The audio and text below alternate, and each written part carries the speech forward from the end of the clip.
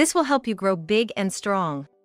My loving in-laws, adoring their newly born grandchild, keep buying and bringing various things over. Today, my mother-in-law brought some baby food. However, considering I've just given birth, baby food seems a bit premature. They must really love their grandchild. Don't you think it's a bit too early? 4 or 5 months will fly by. Don't worry, it's in a sealed pack and has a long shelf life. I bought it online, it's really popular, and I was worried it might sell out when we need it. Thank you as always. Now, I'll be heading to my parents' house. I was just about to leave for my parents' house. When my mother-in-law arrived just as I was getting into the car, I decided not to go back inside the house and simply packed the baby food into my bag. Welcome back. I'll stay here for a bit and relax. I planned to stay overnight at my parents' house. The next day, when I casually showed the baby food from my mother-in-law to my mom, she exclaimed loudly, "This is from my mother-in-law. Baby food already, can you believe it? Throw this away right now." The baby food she pointed at had slightly changed color. My mother-in-law is usually very kind, but there was an incident not long ago that made me a bit suspicious. Seeing the discolored baby food, my suspicion grew. It seems like my mother-in-law might be targeting me. I resigned from my job at 28 when I got married. I could have continued working just for the sake of marriage, but I was already pregnant.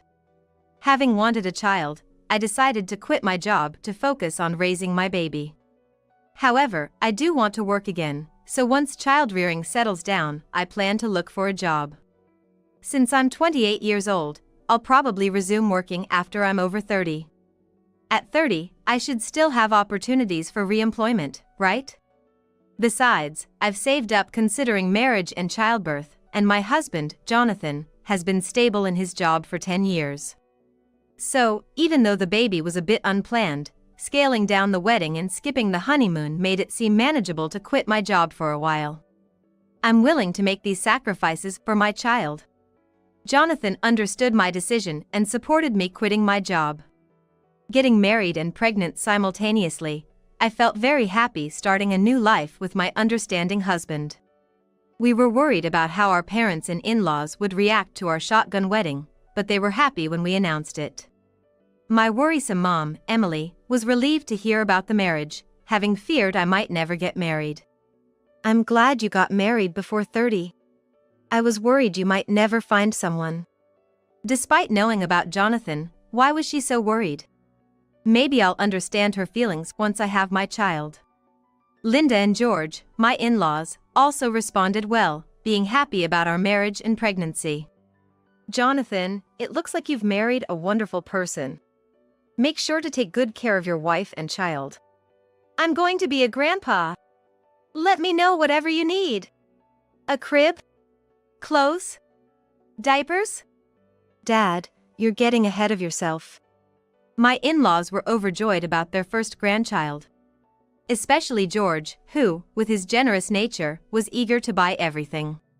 Linda happily watched on as George enthusiastically planned for the grandchild. I find their slightly old-fashioned relationship as a couple quite endearing. "Hello, how are you feeling? I know it must be hard to do housework with your growing belly. I've made some side dishes for you, have them for dinner tonight." "Linda, thank you so much. I really appreciate it." Our house is about a 40-minute drive from my in-laws. Despite the distance, my mother-in-law often checks on me and brings over homemade dishes. I've heard many people struggle with mother-in-law issues, but that seems foreign to me. At least, that's what I thought at the time. "Hey, are you okay?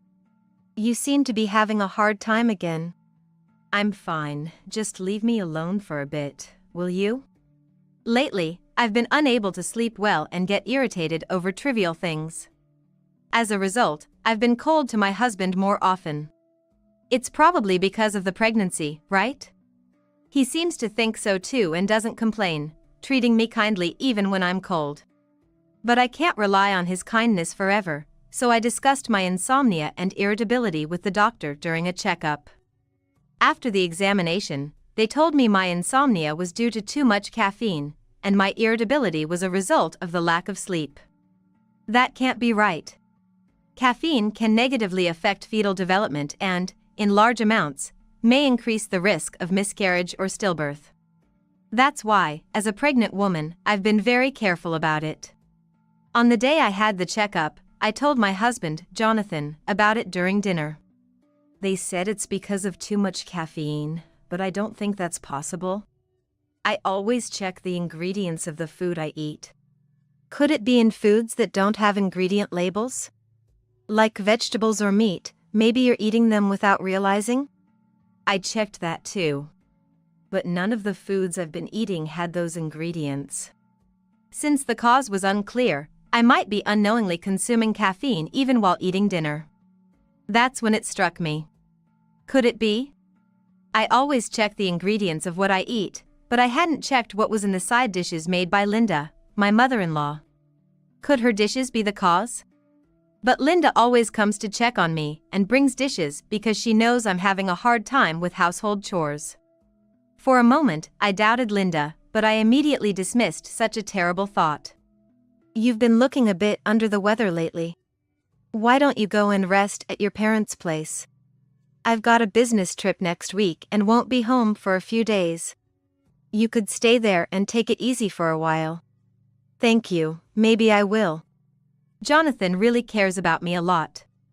The next holiday, I went to my parents' house, driven by Jonathan. You look exhausted. Are you okay? Pregnancy is tough, right? I remember feeling the same when I was pregnant with you.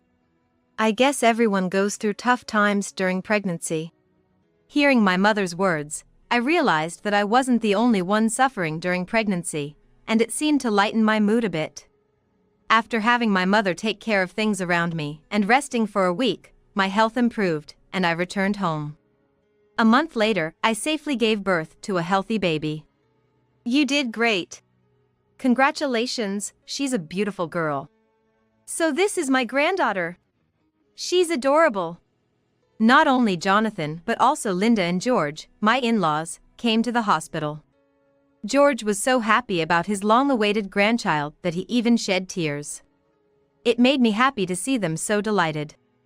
Although there were times I worried about my health after giving birth, both the baby and I were healthy, and we were able to leave the hospital in about a week. Now we're a family of 3. It's been a week since we brought our daughter home, and my in-laws, George and Linda, have been coming over almost every day. Moreover, George brings loads of gifts for our daughter each time. Our house is already full of unopened baby items. Got something delivered today, so I brought it over. Dad, you're buying too much. Besides, these clothes are still too big for her. Is that so? But it's better to have them than not, right? Don't sweat the small stuff. George loves shopping extravagantly and spends his free time searching for baby items online, buying anything he likes right away. Because of this, several baby items for our daughter are delivered to their house every day. While I feel guilty for receiving so many gifts and wish they'd hold back a bit, I don't mind them visiting daily. They always consider not to burden us too much. All right, time to head back. Can't stay too long. Yes, you're right. They usually leave after George says this. Coming over around the time I finish lunch and cleanup, and staying no more than 2 hours, so it doesn't affect my evening routines much. It makes sense that Jonathan is such a kind person, having been raised by such loving parents. While they see our daughter almost daily, my own parents haven't met her yet. My parents' house is a bit farther than my in-laws, and it's been hard to align our schedules. Although I don't mind, Jonathan has been concerned whether I'm tired from his parents' daily visits. So, he suggested we take our daughter to meet my parents. And even stay overnight, considering the travel might be too much for her. Jonathan has weekends off, so he'll drop us off on Saturday morning and pick us up on Sunday evening. What a thoughtful husband. This Saturday, as I was packing the car to go to my parents', Linda arrived alone. I made it in time. What's up, Mom? I told you we wouldn't be here today and tomorrow, right? That's why I came. I couldn't bear not seeing her for 2 days, so I thought I'd see her before you leave. Linda, it's just for 2 days, isn't it? For me, 2 days is unbearable. Oh, and I brought this. It'll help her grow big and strong. Baby food? Linda, it's way too early for that. 4 or 5 months will fly by. It's shelf-stable in a pack, so no worries. I got it online, it's really popular and might sell out when you need it. Linda brought a present for my daughter. It was an assortment of baby foods in clear packs, looking quite expensive.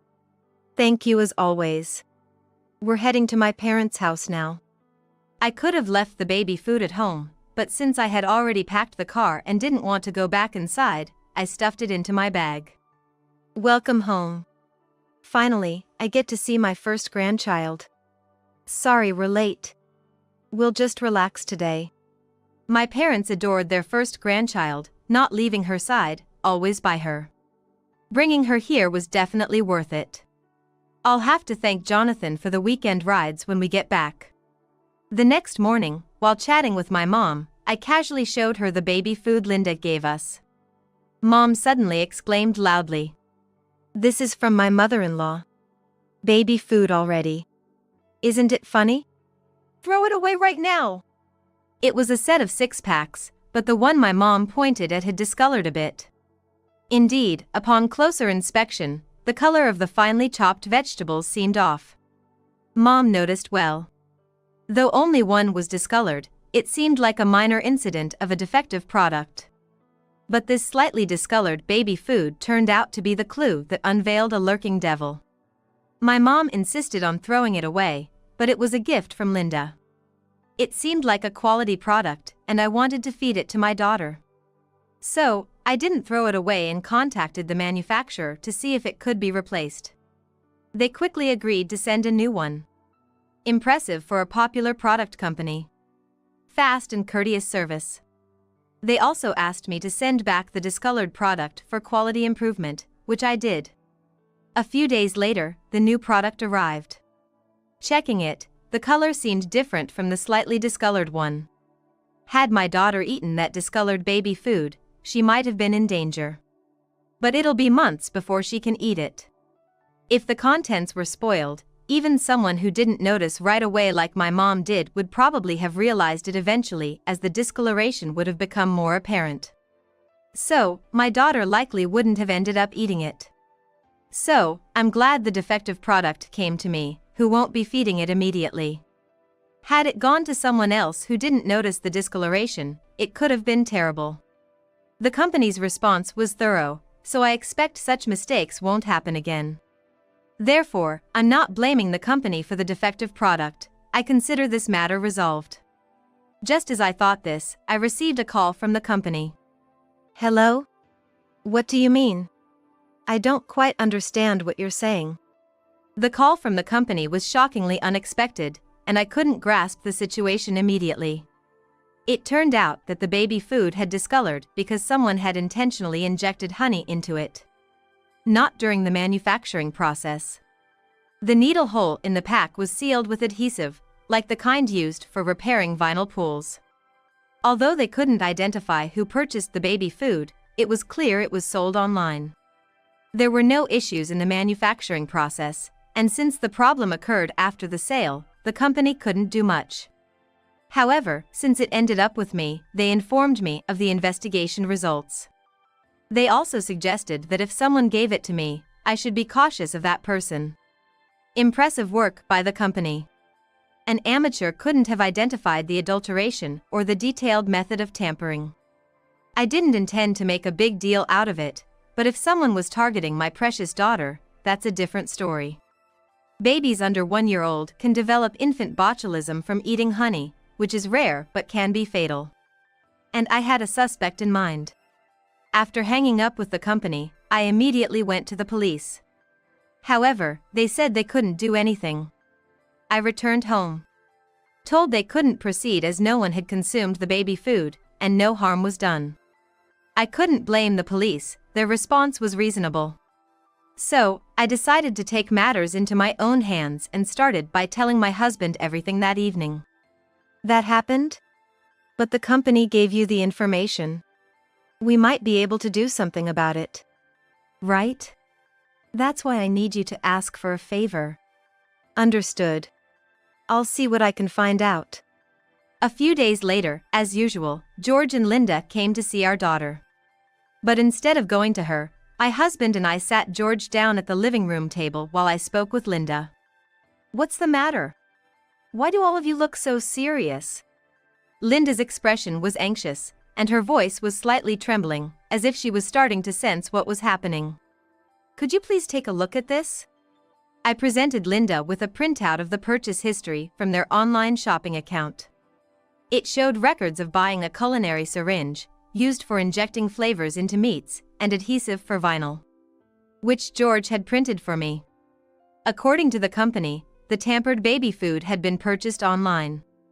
Furthermore, culinary syringes are not items that can be easily bought at local supermarkets or dollar stores. Suspecting Linda as the perpetrator, I thought she might have bought these tools online along with the baby food, so I had George check their online shopping history. George and Linda shared an online shopping account, and the platform they used doesn't allow deletion of purchase history. Linda, realizing she couldn't delete the history, had set the purchases to hidden. However, hiding them only concealed them temporarily. George was able to find the purchases when he changed the settings. The baby food had honey in it. These items here, you bought them, right? Can you explain? Well, I bought the syringe to try out. You love dumplings, right? I thought it would make them juicier. And the adhesive was for a hole in the garden hose, but it turned out to be too weak to work. Her excuses came too easily, as if she had prepared them in case she got caught. Her expression was clouded, and her voice trembled more. But if Linda simply bought items she needed, this purchase history wasn't conclusive proof of her guilt. So, I played my next card. And what about this? I showed a purchase history of caffeine tablets.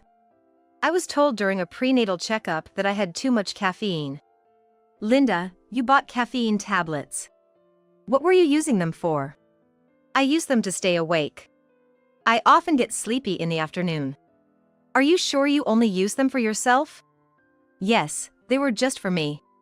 Despite my growing suspicions of Linda due to her attempts to harm me and my daughter, and the caffeine incident, I struggled to believe that the mother-in-law, who had always been kind to me, could do such things. I was prepared to forgive her a little if she admitted her guilt in response to my insistence. However, if she continued to deny it, I had no choice but to reveal my final card. If you insist you don't know, then I'll have to take this to the police. Why do you have that? What I presented as my last card was the food Linda had made for me during my pregnancy, which I had frozen. While I was recovering at my parents' house and even in the month leading up to my delivery, Linda continued to bring dishes. At that time, my distrust of her was still minor, so I accepted the food without saying anything, feeling reluctant to throw it away, and froze it instead. Eventually, I decided to discard the older items, but some from just a few weeks ago remained. I'll have the police check if these contain caffeine. I actually developed insomnia, so this could potentially be considered a case of assault. As evidence of harm, I'll take these purchase records and my pregnancy diagnosis. If the police start investigating, excuses like the ones you're making now certainly won't work. I learned from my experience with the honey-laced baby food incident that to get the police involved, there must be evidence of harm. With the caffeine case, I was the victim and had evidence to support it. While it's uncertain whether this evidence will be sufficient for the police to take action, the possibility is certainly higher now. However, my aim wasn't primarily to rely on the police, it was to get Linda to acknowledge her wrongdoing. I'm sorry. I did it. Faced with the possibility of being reported to the police, Linda finally conceded and admitted her guilt. Mom, why did you do this? I became anxious when the baby was born. My father-in-law, George, is a bold and generous man, often treating people to drinks. When he found out about my pregnancy, he said he'd buy anything, causing my mother-in-law, Linda, to worry about overspending. But Linda has always been a reserved person, not one to confront George. Even if she did try, I can't imagine her stopping George's exuberant nature. Indeed, I've never seen Linda raise her voice or reprimand George. Instead, I picture George, if confronted, pushing forward with his decisions. So, instead of trying to stop George, Linda started to plot against me. She crushed caffeine pills and mixed them into my food, hoping to induce a miscarriage. My husband also ate the food, but being pregnant, it affected me more severely. After the birth, George, as expected, went on a shopping spree for all sorts of baby items. The money he's spending is supposed to be for their retirement. Their growing financial strain and anxiety, along with Linda already crossing a line with the caffeine incident, led her to target my newborn daughter.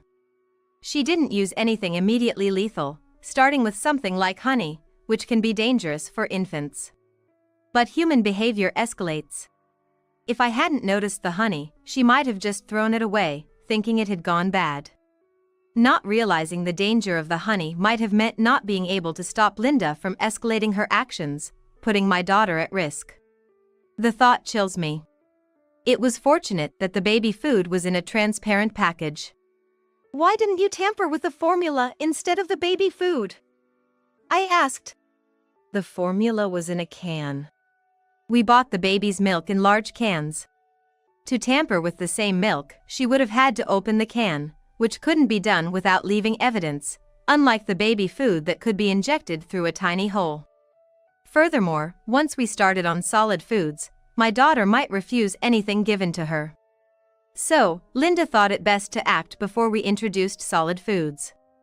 The early action was planned for when she could be alone in our house. George always accompanied her on visits to see the baby and was the primary buyer of baby items. If Linda suddenly bought baby food and gifted it to my daughter, George would get suspicious. She was waiting for the right moment, but when my husband told her I would be visiting my parents for 2 days, she saw her opportunity and hurriedly prepared, visiting our house alone without George's knowledge. "You fool! What were you thinking?" I'm sorry.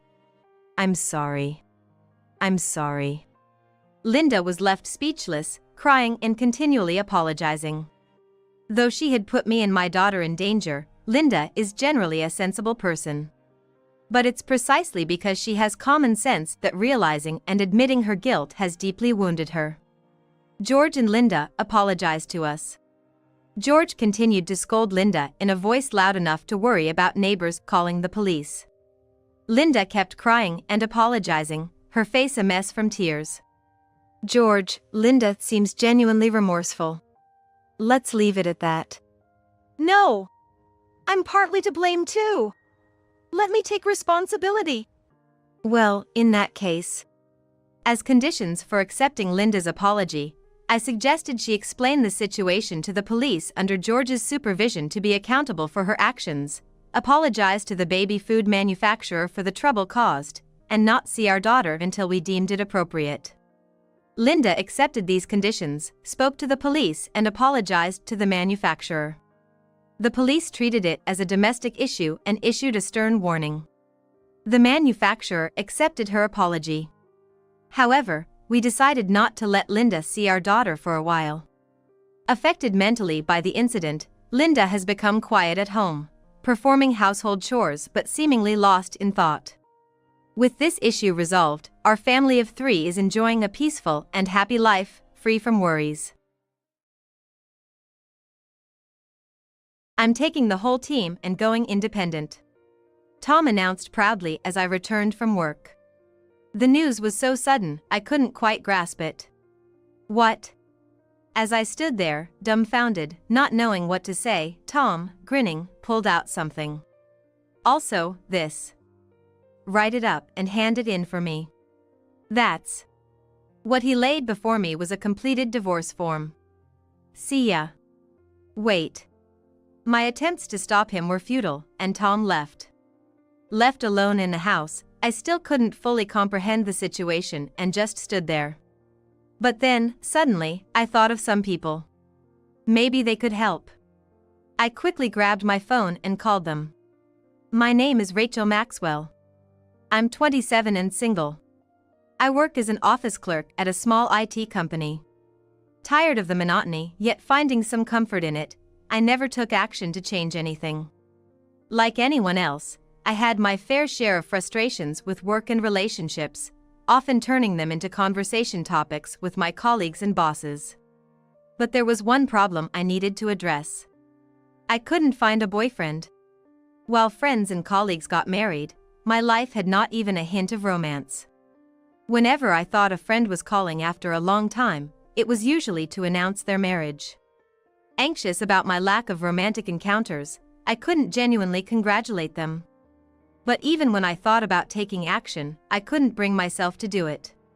Well, I thought it'd happen naturally someday.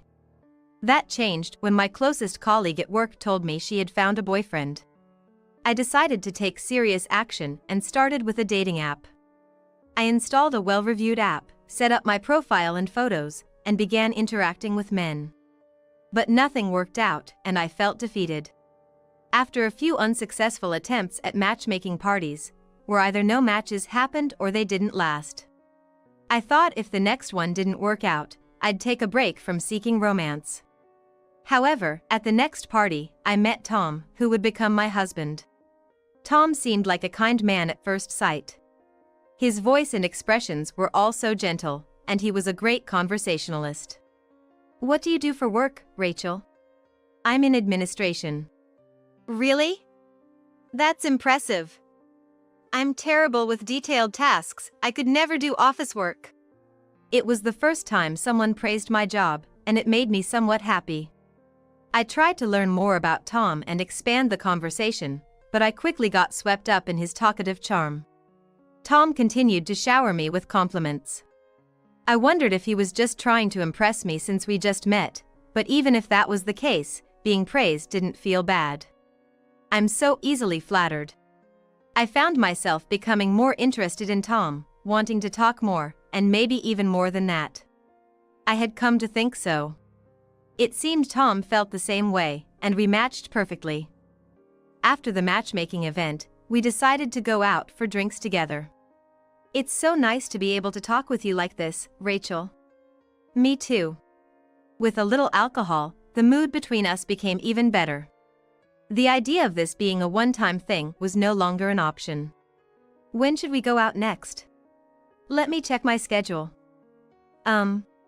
We naturally made plans for next time and parted ways for the day. After meeting a few more times, Tom asked me out. There was no reason to say no, and I happily accepted. 2 years of dating later, Tom proposed. I was truly happy, thinking I was finally getting married. I accepted the proposal, and we became husband and wife. The thought of a future with the man I loved, Tom, filled me with excitement. But later, I would come to regret accepting Tom's proposal. The hectic time of meeting each other's families and our wedding came to an end. Tom's parents were as kind and reliable as he was. "Your parents live that far away?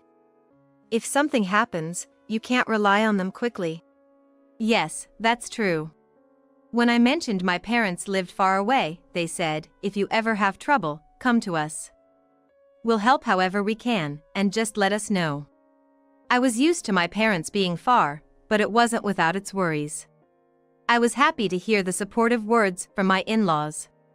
Kind and dependable in-laws, and my beloved Tom. I felt surrounded by wonderful people. A few weeks into our marriage, life with Tom was as happy as I had imagined. Having quit my job to get married, I spent weekdays doing housework and waiting for Tom to come home. On weekends, we'd go out or just relax at home watching TV. "Hey, I'm off tomorrow. Wanna go somewhere?" "Oh, yes, let's go to the shopping mall." "Great idea. And maybe we can stop by the bookstore nearby." Planning our future outings with Tom was always fun. We didn't have children. Before getting married, we had discussed whether or not to have kids several times and ultimately decided against it. There were various concerns about having children, like my age, physical energy, and financial issues, but the main reason we chose not to was that we wanted to enjoy our lives just the two of us. Seeing happy families with children at places like shopping malls or children's photos on my friends' social media did make me envious at times. However, I believed that nothing could be happier than continuing our current life with Tom, and my fundamental view never changed. Then one day, something Tom said changed my life significantly. I've been thinking about starting my own business. I wasn't too surprised, though. He had mentioned it before we got married. I've been thinking about starting my own business in the future. Wait, start your own business? Of course, I was surprised when I first heard about his entrepreneurial aspirations. I wondered if it was really a good idea. Starting a business meant he would eventually leave his job. Would we be okay in the future? Would it work out? What if it failed? All these questions and worries filled my head. Are you sure that's a good idea? Yeah, I've been thinking about it for a while. I shared all my concerns with Tom. He seemed confident, talking about his business plan, goals, and future aspirations. He even showed me some documents he had prepared, and I could see his seriousness. I thought if he's this prepared, he'll probably succeed. And even if it didn't work out, I believed Tom would handle it well. I decided to support Tom's dream.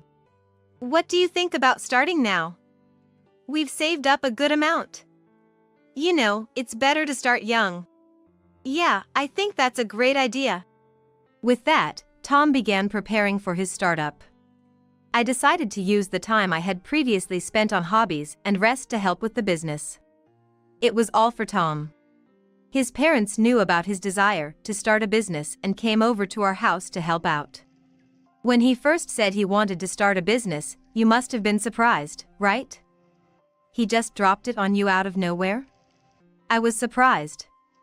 But he explained his goals and everything, so I thought it might be okay. Thank you for trusting our son, his mother said with a gentle smile. Spending more time with Tom's parents, I got to hear stories about him that I never knew in tales from their past. It turns out they used to run a business. It wasn't a large company, just a small one with a few employees, run by the two of them. Eventually, they had to close down due to financial troubles, but it was their story that sparked Tom's interest in entrepreneurship. We told him to give it up, but he wouldn't listen. We said, if you can take responsibility, then go ahead and try it. I had no idea about that. I hadn't known about this background, but it seemed like a very Tom-like reason to be interested in starting his own business. 2 months later, with all the preparations and applications complete, the business was up and running. It was an SNS consulting firm. As I didn't understand much about this world, I left the main operations to Tom. Instead, I took on all the administrative work. Tom's parents were probably curious about their son's business. They came over every few days to check on us and help out. Many people might find it unbelievable to see in-laws so often, but I was actually happy to spend time with them. They had become a significant support for me. 6 months into the business, things started to stabilize, and we even hired some part-time employees. I felt sorry about Tom's parents helping so much and offered to pay them, but they said, "We're just killing time. Don't worry about it." I felt bad, but I didn't want to make them uncomfortable with frequent talk about money, so I dropped the subject. Before I knew it, a year had passed since we started the business. The performance was still going strong, and we expanded our team with more employees and part-timers. Everyone we hired was kind, and I was happy to work in such a pleasant environment. I found myself enjoying work more than in my previous job. Everything seemed to be going well, but there was one thing that had changed for the worse. It was Tom's behavior. "Wait, you're taking the day off from work again?" "Yeah, sorry. I've got some stuff to handle." "Yeah, okay." Tom started missing work, saying he was sick or had errands. It's understandable to be sick occasionally, and errands can coincide with work once or twice, but when it happens frequently, it makes me wonder why he can't manage his schedule better. What could be so important that he needs to skip work? He always handles work-related tasks during work hours. The more I think about it, the more I wonder what Tom is secretly up to. Rachel, I might be late or unable to come to work tomorrow because of some errands. Sorry about that. Again tomorrow? Although he apologizes, it feels like just lip service. If he truly felt sorry, I believe he could make some changes in his behavior. One day, I decided to gently bring up Tom's excessive absences. Tom. I know it's your company, but it is still a job. I'd really appreciate it if you could handle personal errands on your days off. Tom seemed surprised by my words. I'm sorry, I'll be more careful. Thanks. After my talk, Tom began coming to work regularly again. It felt good to see him listening to my concerns, given his recent behavior. However, within a month, Tom was back to missing work, claiming to be sick or having errands. I doubted my single reminder would make a lasting impact. So I decided to talk to his parents. I need to talk about Tom. When work slowed down a bit, I approached his parents, who were helping us out. Their surprise was evident. Tom's been doing that? I thought he might be out working. I had no idea he was skipping work. Exactly, even though it's his job. Being sick is one thing, and personal errands are understandable, but it seems like he's taking off a bit too much. I know. As I explained Tom's recent behavior, they became visibly angry. The next day, his parents confronted Tom. Tom, we heard you've been missing work? How did you know that? Rachel talked to us. What are you doing, exactly? Remember, this is the business you started. Don't rely too much on others and take responsibility. We don't want you to end up like us, regretting it when it's too late. Tom seemed shocked and distant when his parents called him out. Are you listening? Yeah, sorry, I'm listening. Just stop causing trouble for others. If you have a serious reason for being absent, you need to explain it in detail. Got it? Got it. Tom reluctantly agreed to his father-in-law's words, seeming annoyed. I had never seen Tom like this before. As I stood there, puzzled, looking at Tom, he asked me, sounding irritated, what? Sorry, it's nothing. All right. With that, Tom left the room. His parents, too, seemed to have never seen Tom behave this way, whispering to each other. Could he be tired? Recently, on days when Tom said he had errands and skipped work, he would always come home late at night. I was curious about what these errands were, but every time I tried to ask, he would evade the question. What is he hiding from me? That night, I felt bad about bringing it up but decided to ask Tom directly. Hey, what's been going on lately? Every time you say you have errands and skip work, you come home late. Are you hiding something from me? We're married, you don't have to hide things. I hoped he would open up, especially after what happened earlier in the day. But Tom just glared at me and said, Rachel, it's none of your business. I don't need to tell you. But it's nothing to do with you if I say it's nothing to do with you. This conversation is over, got it? Wait a minute. Just leave it.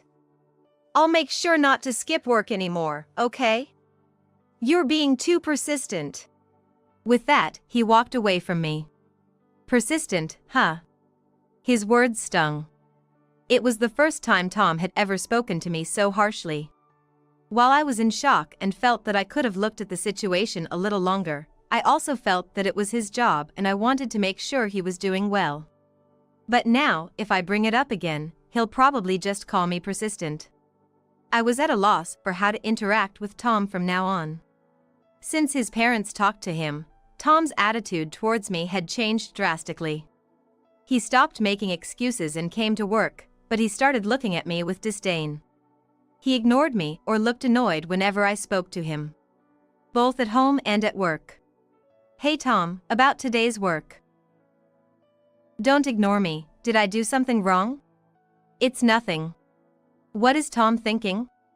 Could it be that Tom has come to dislike me? No matter how much I pondered, I couldn't find an answer. However, the day came when I understood what Tom had been thinking and what he had been hiding from me. On that day, Tom came home early from work, which was unusual for him. He seemed upbeat and refreshed. When I finished work and got home, I found Tom, unusually, sitting on the living room sofa. "That's rare," I said, as he had been cooped up in his room recently. Tom turned to me with a grin and said, "Oh, you're back. I have something to tell you." "What's going on?"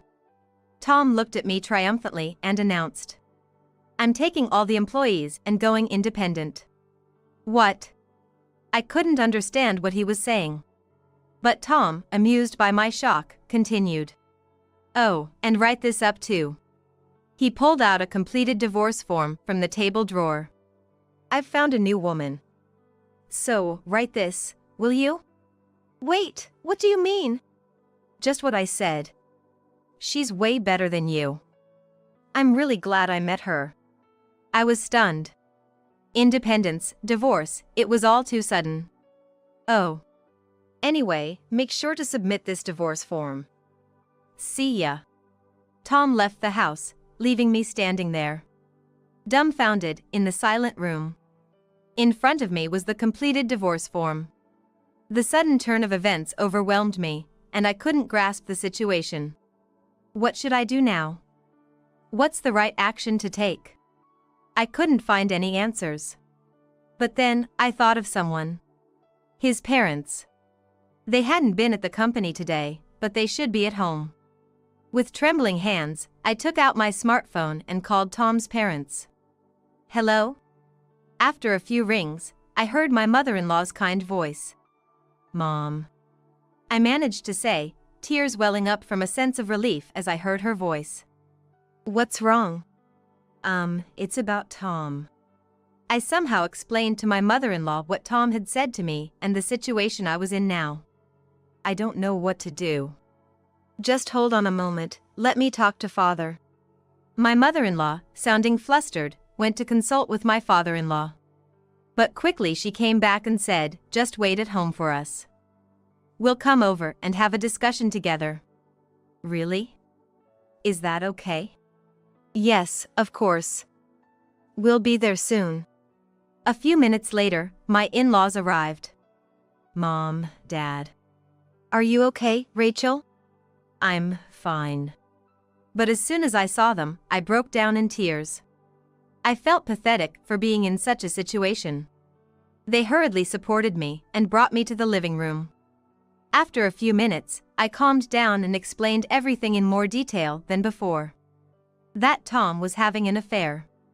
That on days he said he had errands and missed work, he always came home late.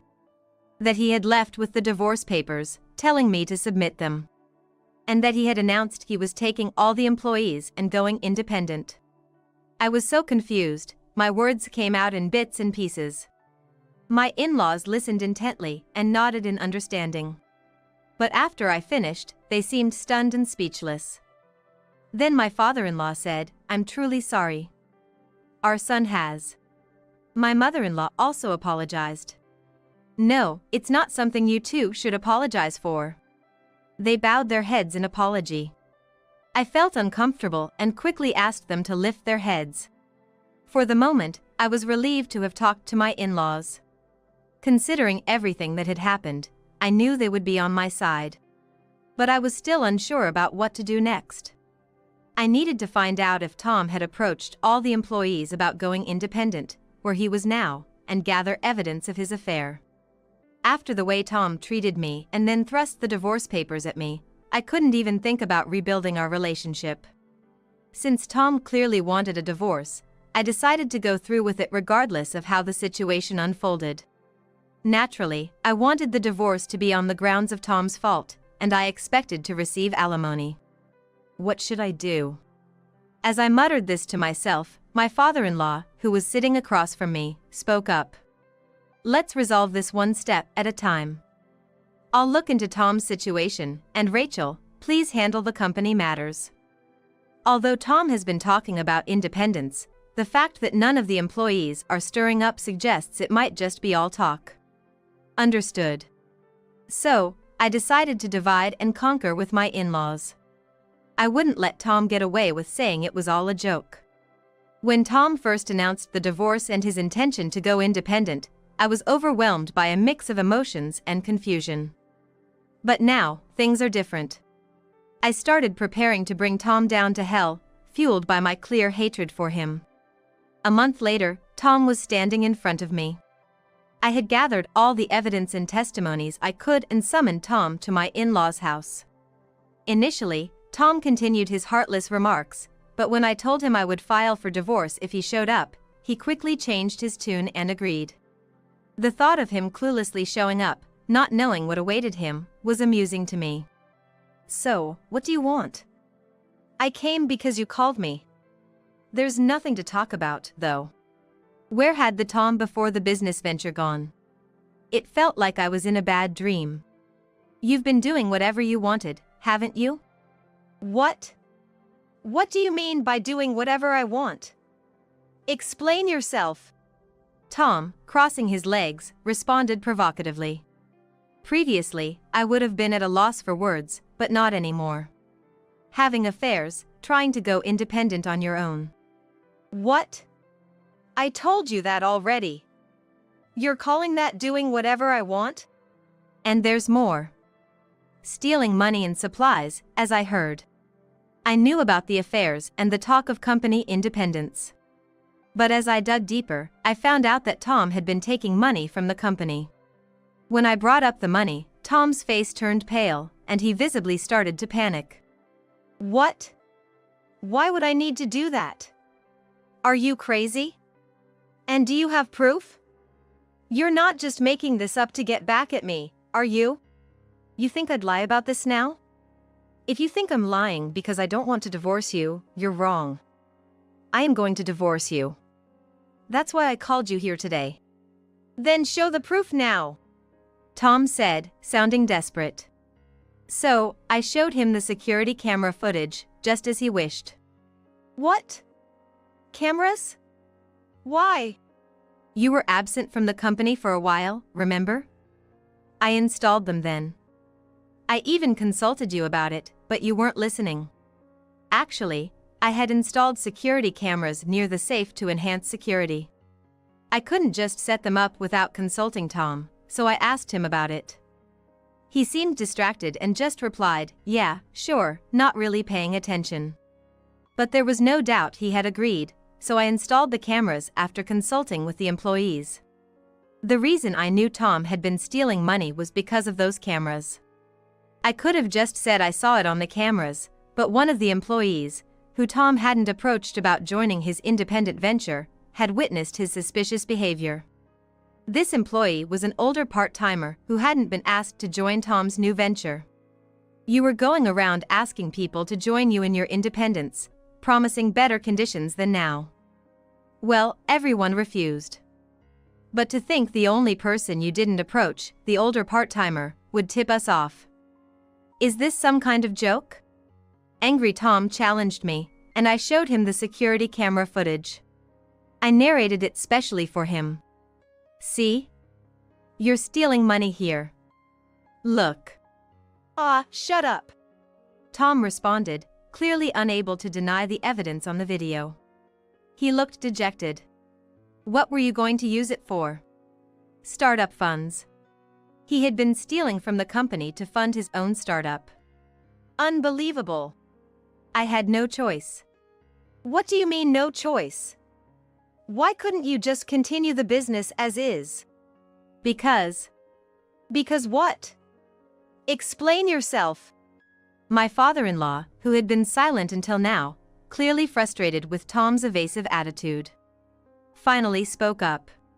Tom then started shaking and began to explain why he wanted to start his own business. It turns out it all started with an affair. He met a woman at a bar after work. The flirt was consulting for people like Tom who were starting their own businesses. As their relationship progressed, he began to think about starting a new business with her. Starting a business was harder than I thought. So why did you decide to start a new business? It doesn't make sense.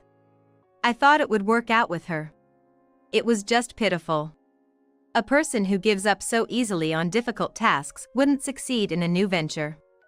And to think he was stealing company funds for his independence. He might cause even bigger problems in the future. You're incredibly selfish, aren't you? Were you going to see your affair partner when you said you had errands and didn't come to work? Right. I want to quickly demand alimony and have him out of my sight. Even my in-laws seem to have moved from anger to sheer disbelief. About the alimony for the affair. As soon as I brought up the topic of alimony, Tom, who had been looking dejected, suddenly lifted his head to look at me. Then he said something utterly too late.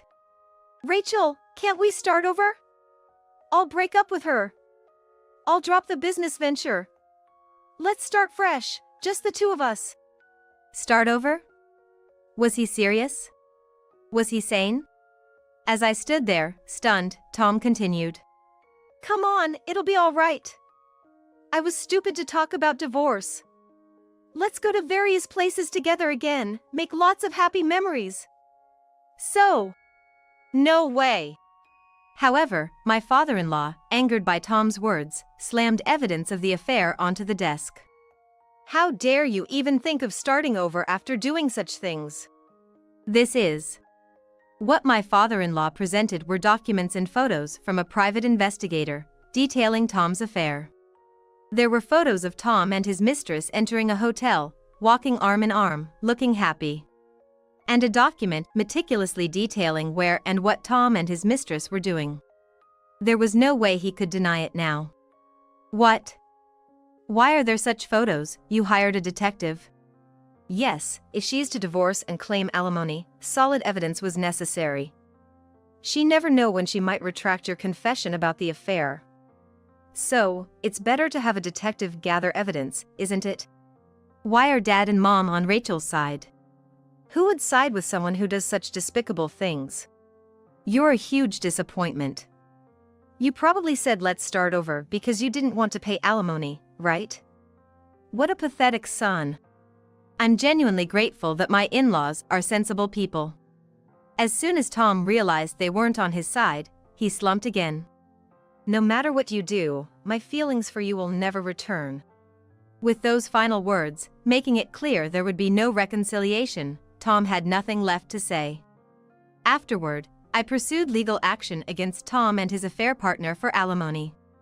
According to my lawyer, both were reluctant to pay, but eventually, they begrudgingly agreed. It's unbelievable they would still resist at this point.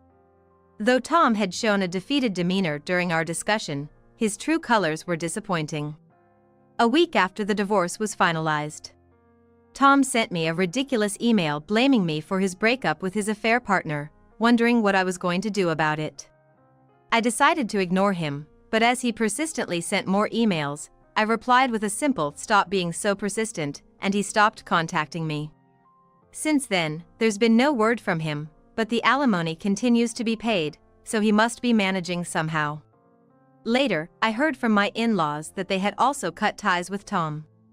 Now alone, having alienated his parents, wife, and affair partner. I hope Tom reflects on the terrible things he's done. I'm now leading the company Tom and I started, acting as its representative. Albeit in name only. Relying heavily on the support of those around me. But my employees all believe in me, and their trust is both heartwarming and reassuring. My former in-laws, now just strangers, still visit occasionally, concerned about my well-being. I'm surrounded by such warm-hearted people. While grateful, I continue to strive for the company's expansion. My name is Mia Nelson. I have a husband who's 4 years older than me, and I have a stepson. Although I'm not his biological mother, I've always considered him my own son. But suddenly, a tragedy struck. Harrison had an accident. While I was on a business trip, I received an unbelievable call from the hospital. My son had been hit by a truck that ran a red light and was rushed to the emergency room. He was hit while saving a little girl from getting run over. The light was completely red, and the driver appeared to have been dozing off. The fault was entirely on the truck driver. He also sustained injuries and was taken to the hospital. I then interrupted my work and hurried to the hospital where my son was taken. There, I saw my son, unrecognizable. Harrison! By the time I arrived, he had already passed away. His body was covered in painful wounds, and his face was draped with a white cloth. When I removed the cloth, there lay my son, looking as if he was just asleep. Seeing his face, I couldn't stop my tears for a long time. I met my son when he was 15. He was in the midst of his rebellious phase, but he never showed any defiance towards me and opened up his heart. We grew close as if we were a real mother and son from the beginning. He started living on his own when he went to college, but we kept in regular touch. I believe we were seen as a close-knit family by those around us. Whenever he had an important decision to make, he would always consult me. The memories of my son brought even more grief. In contrast to me, my daughter-in-law, Kelly, showed no signs of sadness. Kelly looked at me crying with a cold gaze. She was 25 years old, 5 years younger than my son. Kelly looked at me crying with a cold gaze. I couldn't understand how she could be so expressionless when her husband had just died. Although I wanted to confront her, I was too overwhelmed with the loss of my son. Later, I took Kelly back home with me.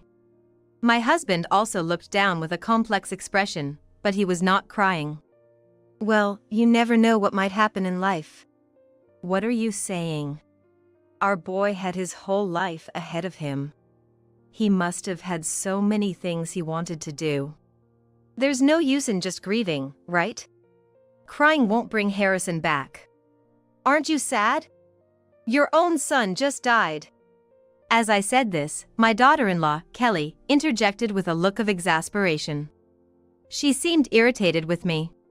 My father-in-law is right, there's no point in crying all the time. You seem out of your mind right now, so I'll take care of all the funeral arrangements. No, he was my son too, and I want to help. Please don't. He was my husband.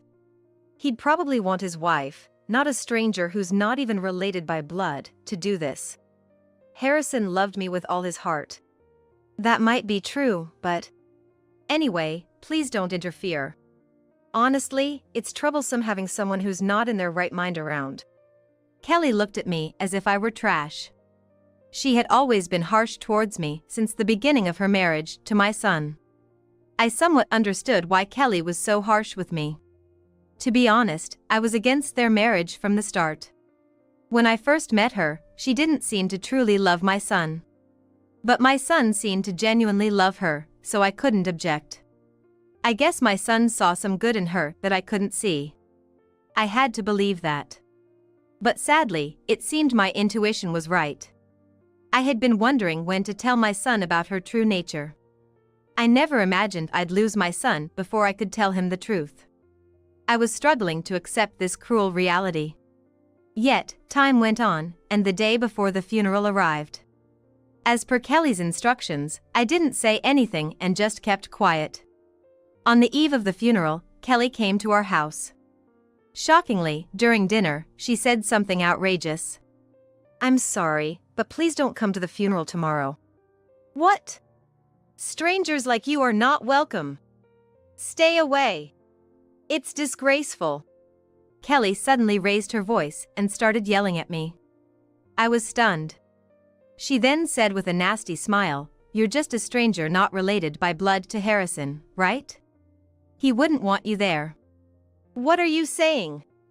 You agree, don't you, father-in-law? Kelly asked my husband sweetly. Then my husband looked at me and nodded heavily. Indeed, you're a stranger. Kelly is right, you have no right to attend. Stay away from the funeral. Seeing my husband take my daughter-in-law Kelly's side, I was astounded. All right, I get it. I won't attend tomorrow's funeral, just as you wish. When I responded this way, Kelly smiled as if pleased. She'll probably regret it, but I don't care. Just looking at their faces made me feel nauseous, so I left the room. The next day, the day of my son's funeral arrived. Since Kelly had refused my participation, I did as told and stayed home. While I was idly at home, suddenly, there was a loud noise at the front door. Footsteps approached me, and there was Kelly, out of breath. My husband followed soon after. Both seemed very panicked. I had a pretty good idea why they came to me. As I silently observed them, Kelly spoke up. Hey! You know something, don't you? Isn't it rude to barge into my house and address me so informally? Shut up! Just explain what's going on. What are you talking about? No one has shown up for the funeral, even though it's time. The staff at the funeral home are troubled because they can't start with no attendees. You know something about this, don't you? Oh, that. It's obvious why no one's there. What the? Kelly's irritation grew as I casually replied. Of course, I knew why no attendees were coming. Seeing Kelly and my husband so flustered, I decided to tell them the truth. I asked our clients and employees to refrain from attending, as it's a family funeral. You're lying. We were expecting the company president and other executives today. Yeah.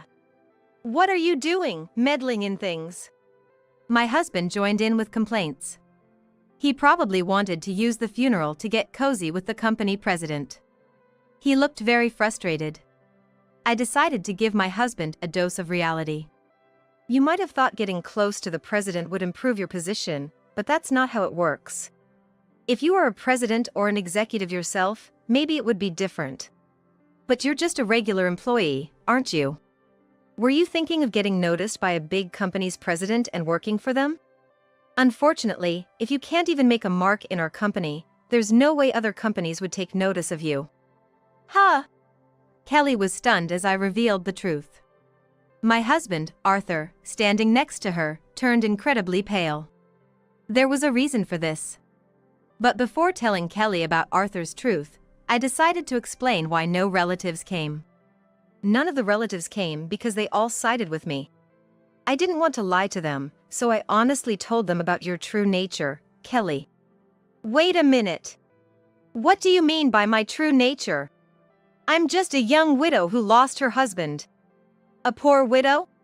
Could you please spare me the nonsense? You didn't even seem sad when you learned about our son's death. In fact, you looked almost happy. What? Are you insulting me?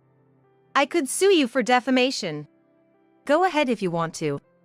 I doubt you could even start a lawsuit. Kelly's face turned red, and she looked like she might hit me any moment. I knew Kelly's true nature and her plans. She thought she was hiding it, but I knew all along. You didn't marry my son because you loved him, you were after his money, weren't you? What? What are you talking about? I loved Harrison with all my heart. You don't have to bother with such transparent lies. You targeted Harrison thinking he would become the president of my company, right? Out of all the men you dated, Harrison must have had the best prospects. What are you saying? You're making it sound like I was cheating. That's defamation, right? Never mind that. You seem to be deceived by Arthur. You see, I'm the president of the company, not Arthur. No way, you, a woman, being the president? Impossible. If you think I'm lying, why don't you check our company's website? It clearly states that I'm the CEO. When I said that, Kelly took out her phone and started looking it up. She must have realized that what I was saying was true. She looked utterly shocked. Then she began to complain to Arthur. Hey! I thought Arthur was the president. What's this about? Have you been lying to me all this time? I can't believe this. I'm sorry. Arthur apologized in a small voice. Embarrassingly enough, Arthur had a crush on Kelly, who was much younger than him. I had known from the beginning of their marriage that Arthur saw Kelly as a woman. Kelly is young, friendly, and adorable. Maybe you could learn a thing or two from her? When Kelly came to greet us for the wedding, Arthur praised her like that. Whenever Kelly was to visit our home, Arthur dressed up and paid attention to his appearance. Normally, he was sloppy at home, but he put effort into his appearance when Kelly was around. I was speechless seeing such a side of Arthur. It seemed Arthur had even lied to Kelly to gain her favor. With me, Kelly, you won't ever have to worry about money. I was planning to let Harrison inherit the company, So if you stay with us, you'll have a secure life. Arthur probably said such things to Kelly. Kelly, blinded by greed, seemed to have been deceived and completely believed my husband's words. Kelly always spoke sweetly to Arthur. And he was completely smitten with her. It was embarrassing to watch. Of course, our son Harrison didn't know Kelly's true nature. He always spoke highly of her. Kelly always worries about you and Dad. I'm so lucky to have a wife who cares for my parents. She's perfect at housework and a great help. Is that so? Kelly must have been playing the role of a good wife in front of Harrison. But she showed her true colors to me. When it was just the two of us, Kelly's attitude would suddenly become cold. She'd barely respond while looking at her phone. When Harrison and Arthur returned, she'd instantly switch back to being all smiles. I was amazed at how well she could act. I doubted Harrison would believe me if I told him the truth. Even if I did, he might side with his wife. Such thoughts crossed my mind, and out of fear, I couldn't bring myself to reveal the truth. Thinking about it now, I should have told Harrison the truth sooner. Seeing Kelly and Arthur in front of me filled me with deep regret. And there was more Kelly didn't know about Harrison and Arthur. I decided to reveal the truth to her. Kelly, you thought Harrison would inherit my company, but he never wanted to be the president. What? So, I could never have become the CEO's wife? No, you could have been, perhaps. What do you mean? Were you running other companies? No, Harrison was planning to start his own business. He was packing his head with management skills at my company, and then he was going to launch his own. Harrison was popular. Several employees said they'd follow him to his new venture. Even before it started, there were companies eager to do business with him. I didn't know that. Harrison didn't like bringing work home, so he deliberately didn't tell Kelly about it. But I am his wife, he could have at least told me. He was afraid of opposition, especially if he started his own business with all the risks involved. He planned to tell you after getting things on track. Kelly listened to my story in a daze. The company I run is involved in the apparel business. We also handle famous brands, and I am well known in the industry. Thanks to our success, we have over 100 employees. I started this company from scratch and managed it without much deficit. Harrison had admired me for running the company and aspired to be a business owner since high school. He considered starting a business in college but decided to learn under me first. After graduating from college, Harrison joined my company.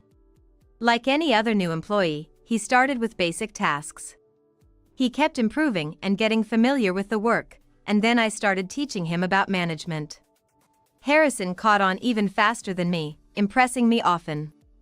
Apparently, Kelly had no idea that I was the president of the company. I had never heard that you were the president. Why keep such an important thing a secret?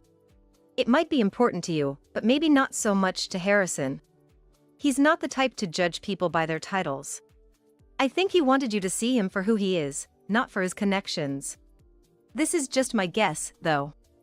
Arthur, in front of me, sometimes acted as if he were the president when talking to Kelly.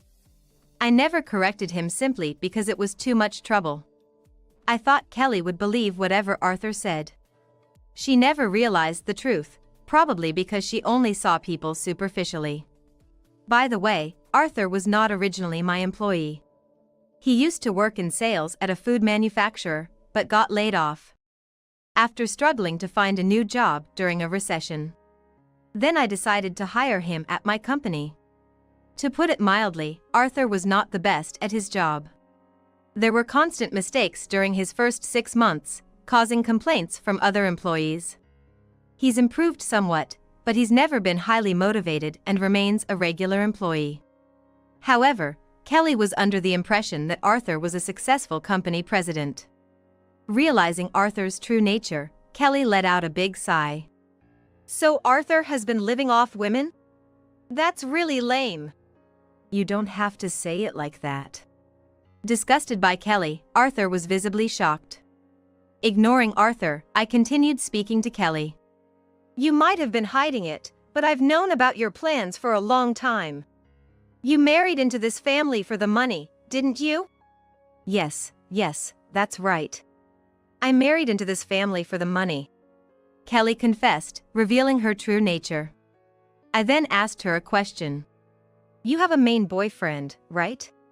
Your ex from your student days, who's the same age as you and into music. Kelly was shocked at my words. She probably never expected her infidelity to be exposed. Arthur was also greatly disturbed. What? You had another man? You said I was your favorite. Overwhelmed with shock, Arthur was almost in tears. Seeing Arthur's pathetic state, I could only sigh. Aren't you ashamed, getting serious about such a young girl? The two of you have been going on trips, dining out, and frequently going out when I'm not around. Kelly, you must have received quite a bit of money from him, all from my earnings, right? Arthur looked down, his face turning pale at my words. It seemed that he and Kelly had become involved about 6 months after Harrison and Kelly got married. I was suspicious of Arthur's behavior and hired a private detective to investigate. It was revealed that Arthur and Kelly were meeting regularly. And Kelly had several other men. Among them, it seemed that Kelly's main interest was her long-term ex-boyfriend. She probably didn't marry him because he didn't have much money. Kelly was the kind of woman who would do anything for money. I couldn't forgive her for deceiving my son. Yet, even with her true nature exposed, Kelly had a triumphant smile. Does it matter if I have other men? Harrison is no longer in this world, and since he's gone, I can't be blamed for infidelity, right? I felt like hitting her as she spoke so smugly. But I knew that would mean losing my composure. I needed to stay calm. So, your goal was money all along. Of course, it's natural to be dazzled by money. Living in such a magnificent mansion, anyone would be envious. I've always dreamed that this house would be mine after you're gone. Hearing her talk so blatantly about inheritance in front of the living, I was appalled by her corrupted soul. Arthur was completely devastated and couldn't contribute to the conversation. He realized he had been used by her and was deeply hurt. Ignoring Arthur, Kelly continued. As Harrison's wife, I'm entitled to the insurance money and inheritance, right? He was frugal, so he must have saved a considerable amount. Even if you don't like it, I have the right to claim it. Of course, I'm not denying your rights, but I don't think Harrison left as much money as you expected. What are you talking about? Harrison let me live in a luxury apartment and said I could use the credit card freely. He made sure you weren't in need, but it seems there wasn't much room for savings. What? Did you take his money without telling me? I wouldn't do such a thing. Harrison was planning to use his own funds to start a business. I was willing to support him, but he refused. What's that supposed to mean? Kelly had believed Harrison, being a good earner, must have saved at least several $1,000,000. Shocked by the unexpected truth, she was momentarily speechless. Then, as if a switch was flipped, Kelly began to scream. What's the point of getting married if there's no money? My husband is gone, and now there's no one to earn for me. If he had to die, he should have left enough money so I wouldn't have to worry for the rest of my life. She ranted about my deceased son right in front of me. Suddenly, 2 figures appeared from the back of the room. I never thought you could be such a despicable person. Where did we go wrong in raising you? What? Why are my parents here? Kelly's parents, whom I had invited over, appeared, leaving Kelly pale-faced. In fact, anticipating that my daughter-in-law and her husband would return to the house, I had invited her parents over. Her parents were reasonable people. When I told them about Kelly, they deeply apologized to me. Kelly seemed to have had a difficult relationship with her strict, education-focused parents, and rarely went back home. Her parents apologized to me again. We're terribly sorry for the great inconvenience which our daughter has caused. We share the responsibility for the way she turned out. If there's anything we can do to take responsibility, please let us know. Kelly's parents apologized so sincerely that I felt embarrassed. Even as they apologized, Kelly showed no signs of remorse. Her mother, fed up with her attitude, waved her hand like she chased her away. That's awful. You didn't have to be so mean. You heartless person. A daughter like you is no daughter of ours. Don't ever come back home again. We have no intention of leaving you any inheritance. Kelly seemed somewhat taken aback as her mother sharply disowned her. She began to cry quietly. Ignoring her, I turned to Arthur. We're getting a divorce. What? I have no desire to stay with a man who cheats with younger women. You should know, I have no intention of keeping you at the company, so please leave quietly. Wait. How am I supposed to live now? I don't know. Maybe you should find some part-time work. Then Arthur made a foolish suggestion to the crying Kelly. You've lost Harrison and are alone now, too. Why don't we live together? We can survive on Harrison's insurance money for a while. I think we can make it if it's just the two of us. What? Why should I live with a useless old man like you, who has no money and has been dumped by his wife? You're worthless to me without money. Rejected by Kelly, Arthur began to cry. Why don't you go back to the funeral home? The staff must be having a hard time. But there's no one there. It's the funeral you arranged, right? Just go back. Kelly's parents said sternly, and she left the house with heavy steps. Naturally, with no one else attending, the funeral was cancelled. Kelly was billed for the entire cost of the last-minute cancellation. It was a considerable amount due to the lavish funeral she had planned. Unable to pay, her parents had to cover the expenses. And in return, they completely severed ties with her. The biggest inconvenience was probably caused to the funeral home staff. They must have never seen a funeral with no attendees before. Since the funeral was cancelled, I later decided to conduct my son's funeral anew. In fact, I had secretly been arranging the funeral without my daughter-in-law and her husband knowing. For this ceremony, I invited relatives and business associates who we regularly interact with. The funeral for my son saw an attendance so large that the venue could barely accommodate everyone, truly showing the depth of my son's popularity and the respect he commanded. After everything settled, Arthur and I divorced. I had, of course, claimed him alimony. Arthur ended up in debt because of the alimony I demanded and struggled to find a job. He couldn't find a job as a full-time employee, but it seems he managed to find some manual labor part-time work. He now lives in a shabby apartment, barely getting by. As for Kelly, already in debt, she lost most of Harrison's insurance money to repay her loans. Abandoned by her parents, she started working part-time, trying to survive on her own. She tried to rely on a man again but ended up being deceived and incurring more debt. Maybe it was some kind of curse. I don't know what became of her after that. As for me, I continued to focus on running my company. I still cry when I think of my son, but my employees have been supportive. With their help, I've been able to keep going, cherishing the people around me. I want to continue living my life, cherishing the people around me. Get out if you're not going to work, you good for nothing. Quit being a parasite and stop being a mother right now. I never knew they were the type of people who could say such awful things so casually. I just wanted to create a happy family filled with courage and happiness with Jack and Anne. Where did I go wrong? Understood. I realized I couldn't continue living with these two. I decided to divorce Jack and return to my previous life. But the moment I went back to my old life, it's unbelievable how they suddenly reached out, as if they had flipped a switch. Did they think I would just do as they said? If so, they really need to stop taking me for granted. I know all too well that it's not me they want, but my money. I am Aubrey Edwards. I used to work as a sales clerk for a local company, but now I'm a full-time homemaker. Having experienced financial struggles in my childhood when my family's business faltered, I'm admittedly a bit strict about money. My twin sister Amelia is the same way.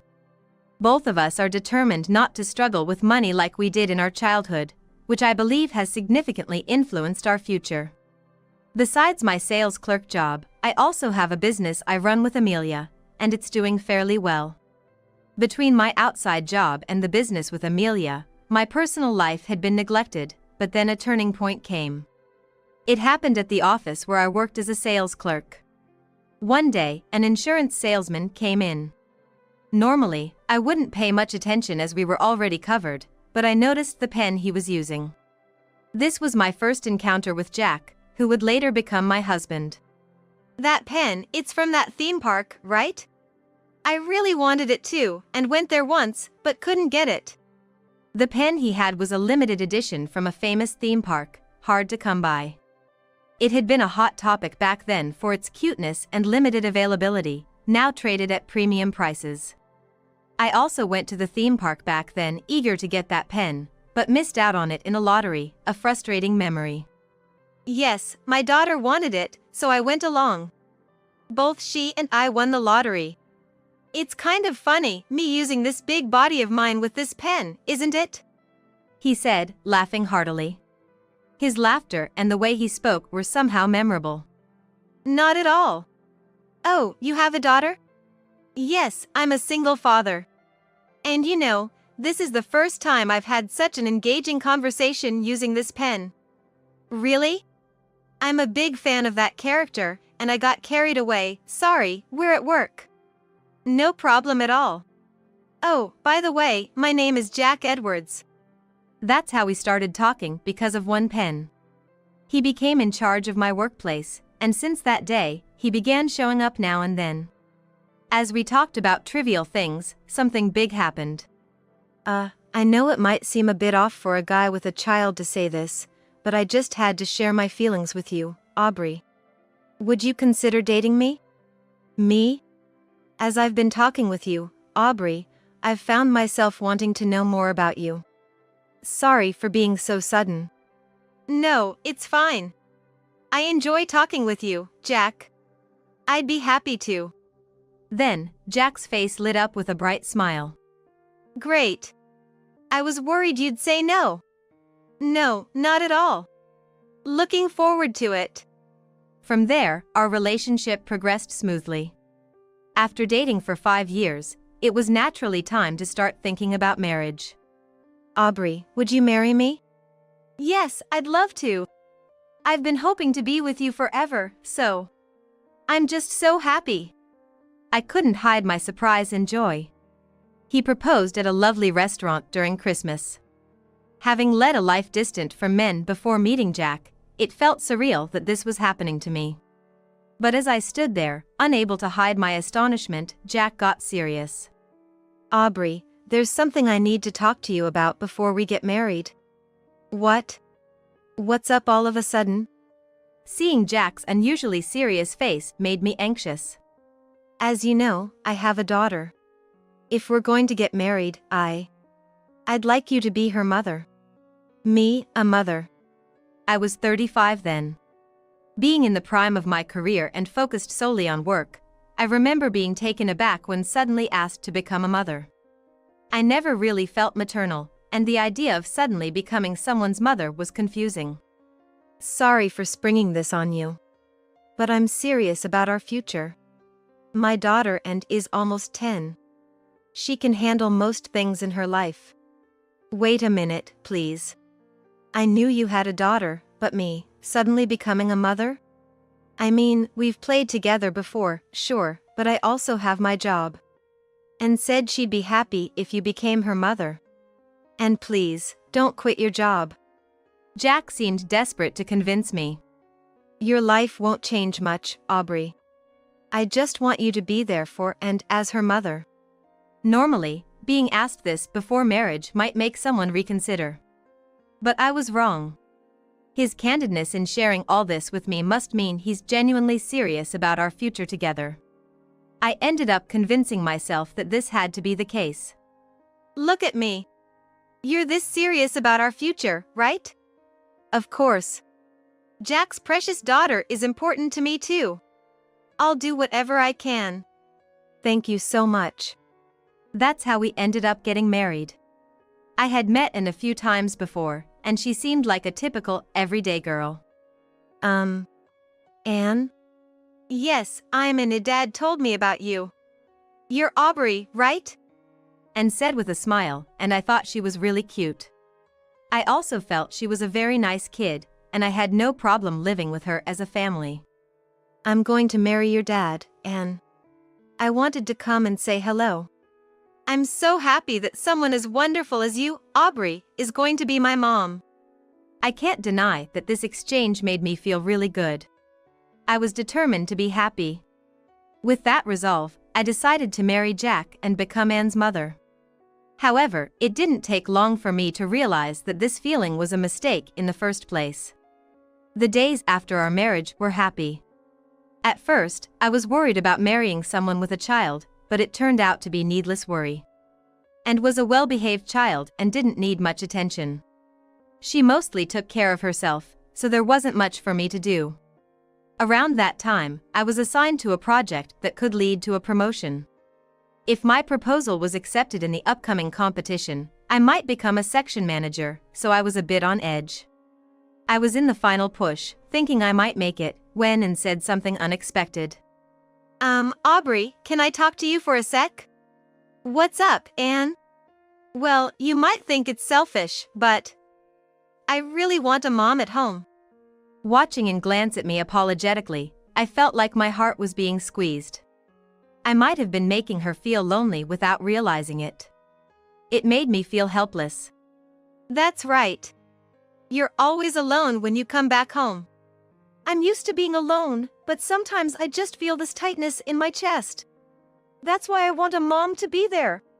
With a big promotion at stake, I had been working overtime until late at night. There were days I caught the last train home for 3 consecutive nights. Lately, I hadn't had a proper look at Jack or Anne. With Jack often away on business trips or working late, I realized I had been making Anne feel very lonely. And the fact that she called me Mom filled me with joy. Mom, you mean me? Who else? You're my mom, aren't you? Seeing Anne's bashful smile, I wanted to protect her happiness till the end. Sure, I liked my job, and a promotion would mean a higher salary. But work isn't everything in life. I seriously thought about what I truly wanted to protect. And then, I made a decision. I'm going to quit my job and be a full-time homemaker. I want to take care of our home and not let Anne feel lonely anymore.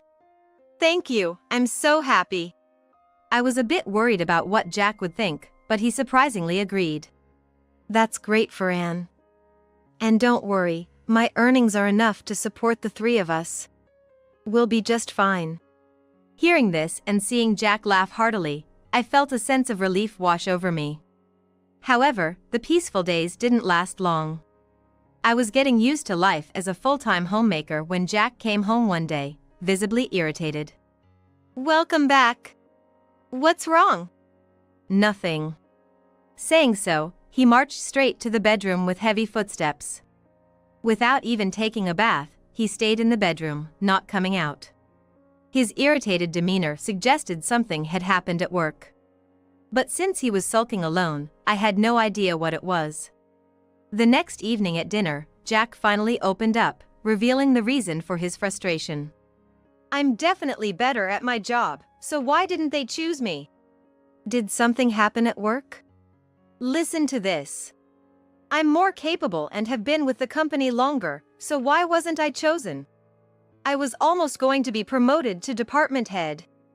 As he said this, he was banging his hands on the table. Summarizing Jack's story, there was a chance he or a colleague of his age might be promoted to department head. But in the end, his colleague got the position. That guy, he joined midway, leaves early without doing overtime, and yet, why him? I've been contributing to this company for decades since graduating college.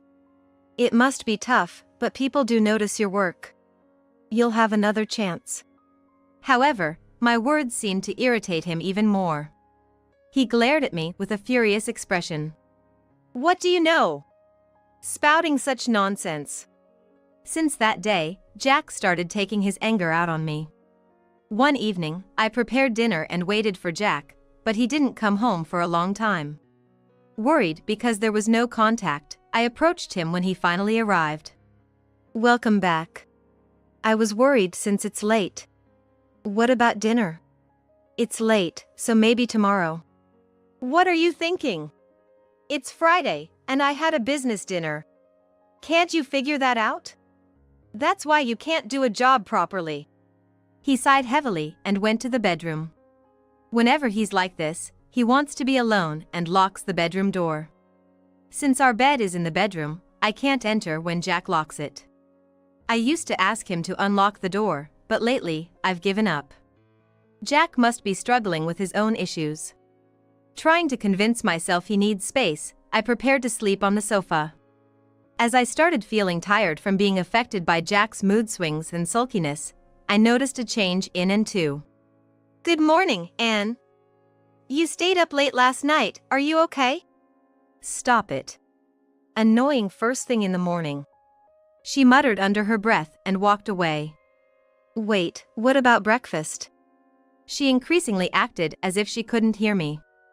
I thought it was just a phase and watched over her, but her behavior became too much.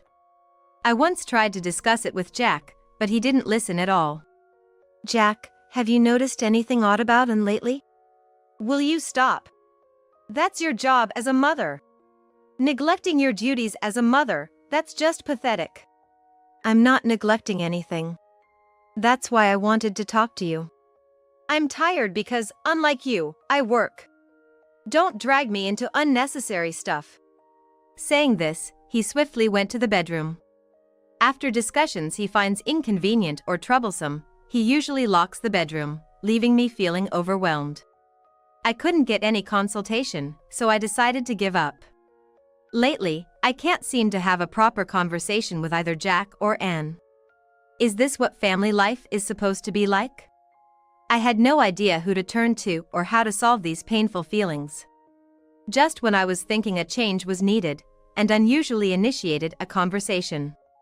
Hey, I'm planning to hang out with some friends.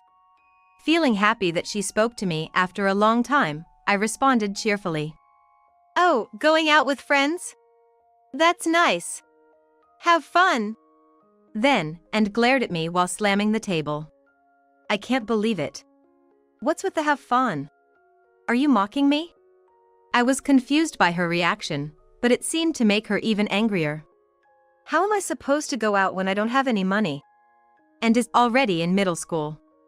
It's that age when even a little outing with friends tends to involve spending money. Oh, my apologies, I wasn't thinking. Sorry for being so oblivious. How much do you need? About $600.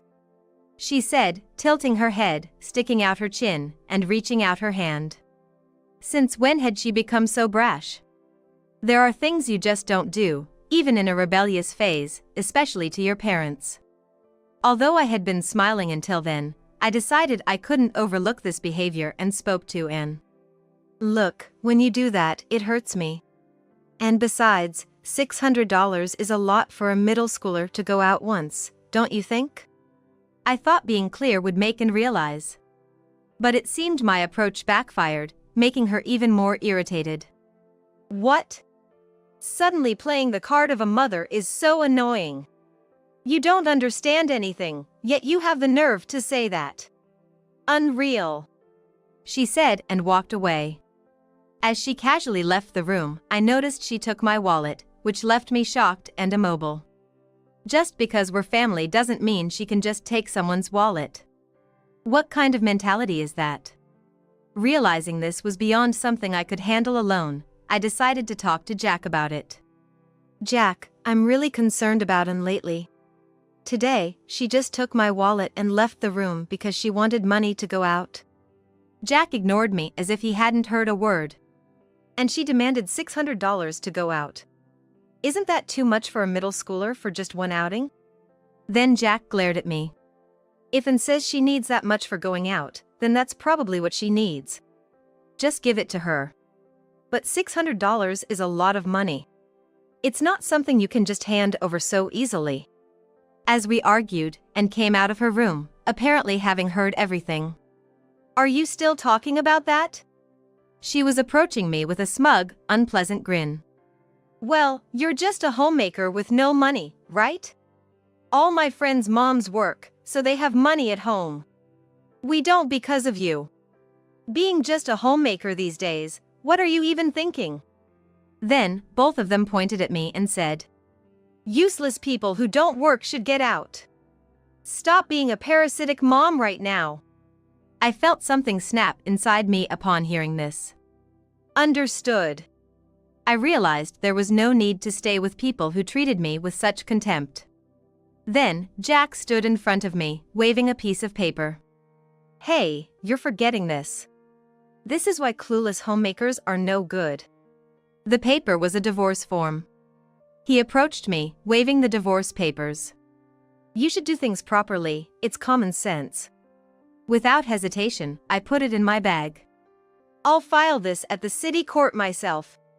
It's wrong to bother you when you're so busy. Let me handle this at least.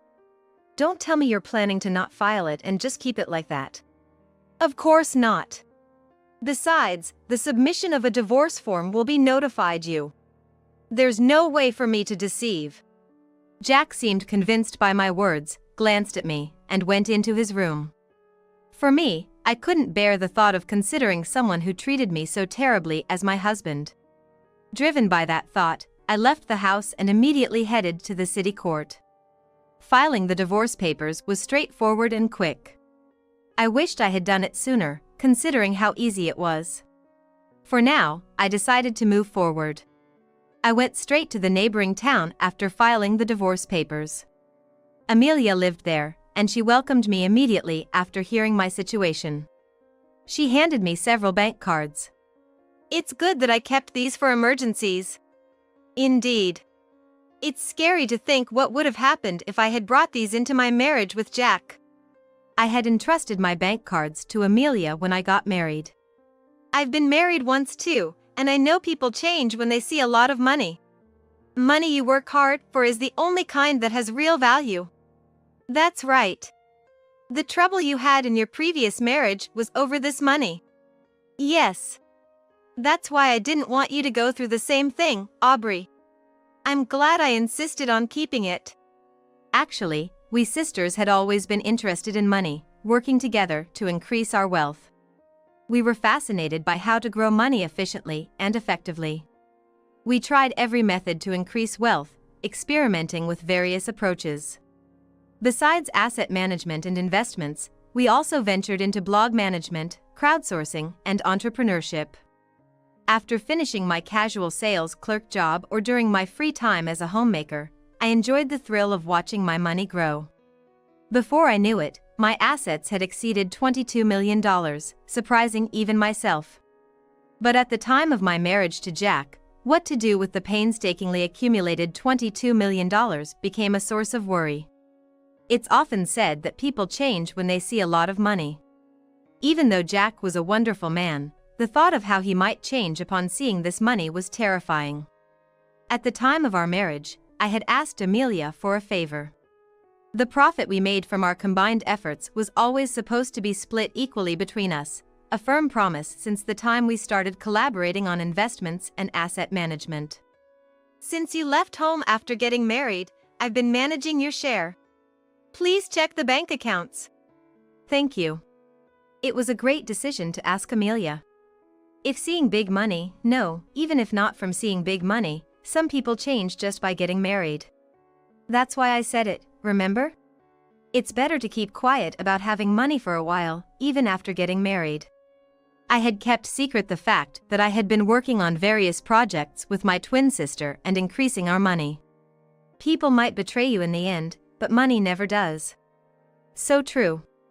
I'm glad I took Amelia's advice. Amelia's advice turned out to be beneficial in ways I never imagined. Even though I was just working on small things at home as a homemaker, thanks to Amelia's efforts, we generated more profits than I expected. A year later, the amount increased even more, making me almost scream with joy. It took a long journey to increase it to this extent. Indeed. Thanks to all Amelia did. Oh, stop, you're making me blush. By the way, Aubrey, I have something to consult with you. Then, Amelia showed me an email. A financial magazine wants to feature us. It's a women's finance magazine, and they want to hear about our journey of increasing wealth through asset management and work-from-home projects. Oh, I sometimes read that magazine. It's amazing we've been featured in it, being amateurs. Really. I never imagined we'd be featured when we started working together. So, we're okay to accept, right? Of course. We later gave an interview, and our responses were published in the magazine. It was unbelievable to see us featured in a magazine section. For privacy, our faces were blurred and initials used, so it wasn't immediately obvious it was about us. A few weeks after the magazine went on sale, I started receiving dozens of calls from the same number. It should have been hard to recognize us just from that content alone. Counting the calls, there were 20 from Jack and Anne. Initially, I ignored them, but one day, out of curiosity, I answered, and Jack immediately started speaking in a pressing tone. "Hey, you're the one in that magazine, aren't you, Aubrey? What are you talking about? Is this how you start a conversation with your ex-wife? I know, because we were married for years, or rather, because we truly loved each other, there are things you just understand." While I thought his abrupt call and absurd claims were typical of him, I decided to make things clear. "Just so you know, we are strangers now since we're divorced.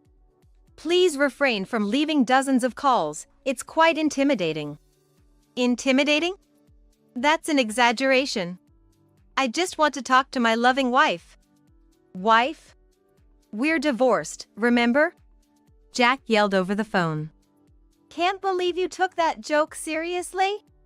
I'm done dealing with someone like you who can't take a joke.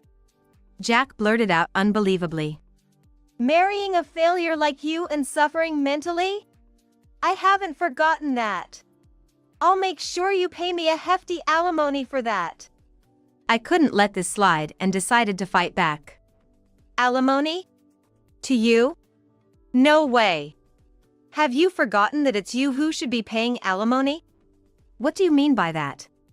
You might think I haven't noticed, but I know all about it. You were having an affair with a temp worker at your office. I could picture him getting flustered over the phone. His voice was getting higher. What? An affair? What are you talking about? Stop making things up.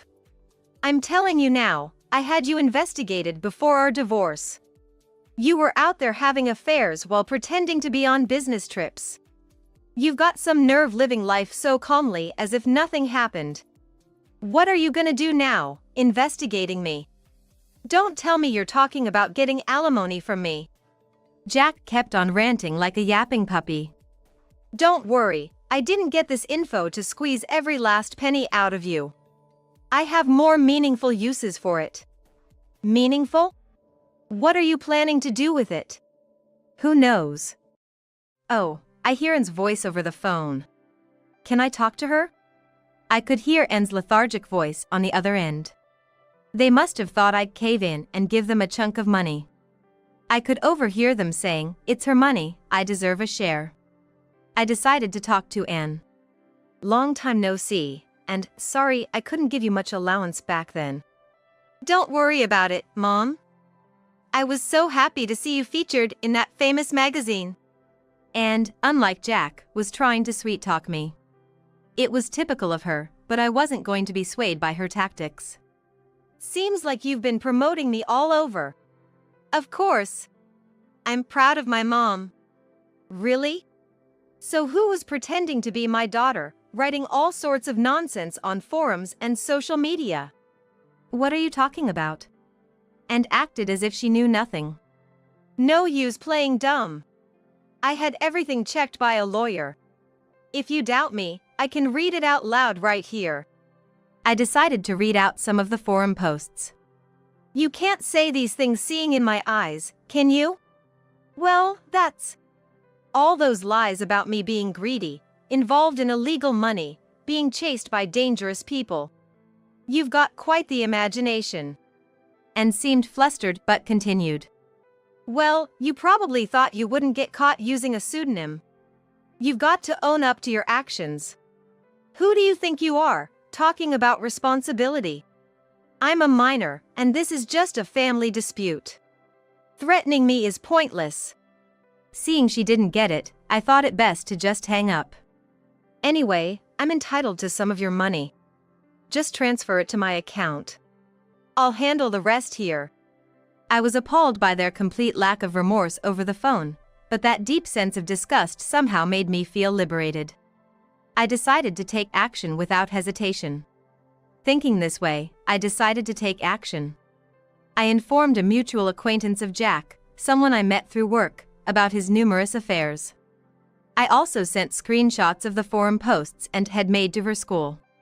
I included a letter stating my intention to report to the police, so I'm sure some action will be taken.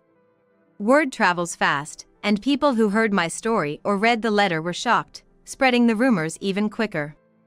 Thanks to these rumors, Jack's chances of advancement at his job were destroyed, as everyone at work became aware of his affairs. Anne's nearly confirmed recommendation for advanced studies was cancelled, leaving her in a state of panic. Known schoolwide for her embarrassing forum posts, her friends quickly distanced themselves, leaving her to spend her days alone. One day at the supermarket, I ran into Jack and Anne. They looked nothing like they used to. Hey, you think you're better than us just because you're rich? What are you talking about? And why are you ambushing me here? You did it, didn't you? You're the one who spread the word about my affairs at work. And because of you, Anne's recommendation fell through. Their approach was full of the desperation of people who had nothing left to lose. It seemed they had been keeping tabs on my family's house. You've messed everything up. You should have just kept quiet and given us the money. I always wanted to have a good relationship with you two as a family, but you're the ones who ruined it. Don't blame others for your mistakes. You just keep talking back. Who do you think you are? While being astonished at their words, I responded. Considering everything that's happened, including today's incident, maybe I should talk to the police. There are limits to what can be tolerated, even with ex-family. And if this continues? Mentioning the police made Jack and Anne awkwardly look down. Do you really want to escalate this further and involve the police? Realizing they had no other options, they walked away. Since my divorce, I've been working with Amelia on managing our assets. In hindsight, I'm really glad I never told Jack about my total assets of $22 million. Just thinking about what might have happened if I had been completely honest with Jack and gives me a headache. Recently, Amelia and I have been excited about starting a new company. I've heard there are women who want to divorce but can't due to financial issues. I'm thinking of starting a school that can support women like them, helping them build skills from home. I hope to be a support for people struggling with family relationships, unable to take the first step, just like I did. My name is Helena Turner, and I'm 30 years old. My mother is a jewelry designer, so I manage her store, Jewelry Palace. My husband, John, is 32 years old. He's set to be the next president of our family-run company, Turner Corporation. John and I have completely opposite personalities. But we mesh well together, and have never fought once in our 5 years of marriage. We started fertility treatments 2 years ago. John's company is run by his father and his 2 uncles, but John is the only male heir. John's presidency seems likely to happen sooner than we thought. The expectation turned towards me to bear an heir. One day, I was contacted by a woman claiming to be John's mistress, Wilma. She suddenly declared that she was pregnant with John's child. I'm going to inherit both John's genes and his fortune, she boasted. I coolly replied. Then you'll be inheriting his AIDS too, huh? What? She was momentarily speechless, but then said, I've known about John having AIDS for a while now. This was an unexpected turn. It seemed like a game of wits was about to begin. How do you know about John's AIDS? Did he tell you? That's impossible. I know everything about John. We've been together for about a year. I'm carrying the baby he's longed for, which means I'm the winner now. The Turner Corporation is a family business, meant to be passed down to blood relatives. He's going to be the young president. His duty doesn't end there. He should have a male heir to continue his legacy. You've had a hard time with the fertility treatments for 2 years, Helena. I've heard it's tough mentally and physically. But that's all in the past now. I'm going to give birth to John's child and be recognized as the rightful successor. Fine by me. But we'll be doing a DNA test. If it turns out to be John's child, I'll step aside. I married John with full awareness of these conditions, including the need to have a child. If your baby is really John's, I'll have to reconsider my position. So, let's do the DNA test and prove it. I'm actually relieved that a child is on the way. Oh, how embarrassing for you. Trying so hard for 5 years and getting nowhere. It's finally my time. I've become the woman needed by the Turner family. So, you'll be divorcing John, right? Your role is over now. Just leave him and the house. Hearing Wilma's voice for the first time, I could tell she was in her mid-20s, but she lacked intelligence in her speech. I couldn't believe John would fall for someone like her. But if John has AIDS, won't it affect the child? We need to do thorough testing, including for that. As you know, John is in line to become the next president. If you're going to have a successor, it needs to be healthy. John's parents will insist on exhaustive tests. Have you checked if you're infected with AIDS? Well, you're really optimistic and mentally strong. Normally, when a husband's mistress suddenly shows up and says she's pregnant with his child, most wives would get furious. But you're not even flustered. Did you know about me? If John could live so carefree without getting flustered in front of you, then I gotta say, I see him in a new light. Honestly, I had a hunch that John had a mistress. After hearing John had AIDS, I thought it was a one-time thing from a fling. In our family environment, where getting flustered doesn't cut it, I tried to convince myself it was okay for him to have a mistress or two. Since he got a mistress, John seemed unsettled and constantly trying to please me. So, you don't really love John, do you? I heard from him it was a marriage of convenience. Otherwise, why would someone as outgoing as you marry him? John's a quiet man who spends his free time reading. I can't imagine you two building a comfortable home together. Our marriage did start off like a formal arrangement. John, shy and earnest, was more intriguing to me than any other man I'd met. Our marriage wasn't just for the sake of our families, though it was beneficial for both. But John and I proudly say it's a love marriage. Do you want to hear something interesting? Oh, but this might hurt you. Still, you have the right to hear John's true feelings. Ready? Regardless of my response, you're going to tell me anyway, aren't you? Are you ready for this? Are you prepared to hear it? Wilma teased, then started playing a recording of John. Helena is from a different world than mine. She should be with a man who takes her to parties or rides around in fancy convertibles. Someone sociable and charismatic.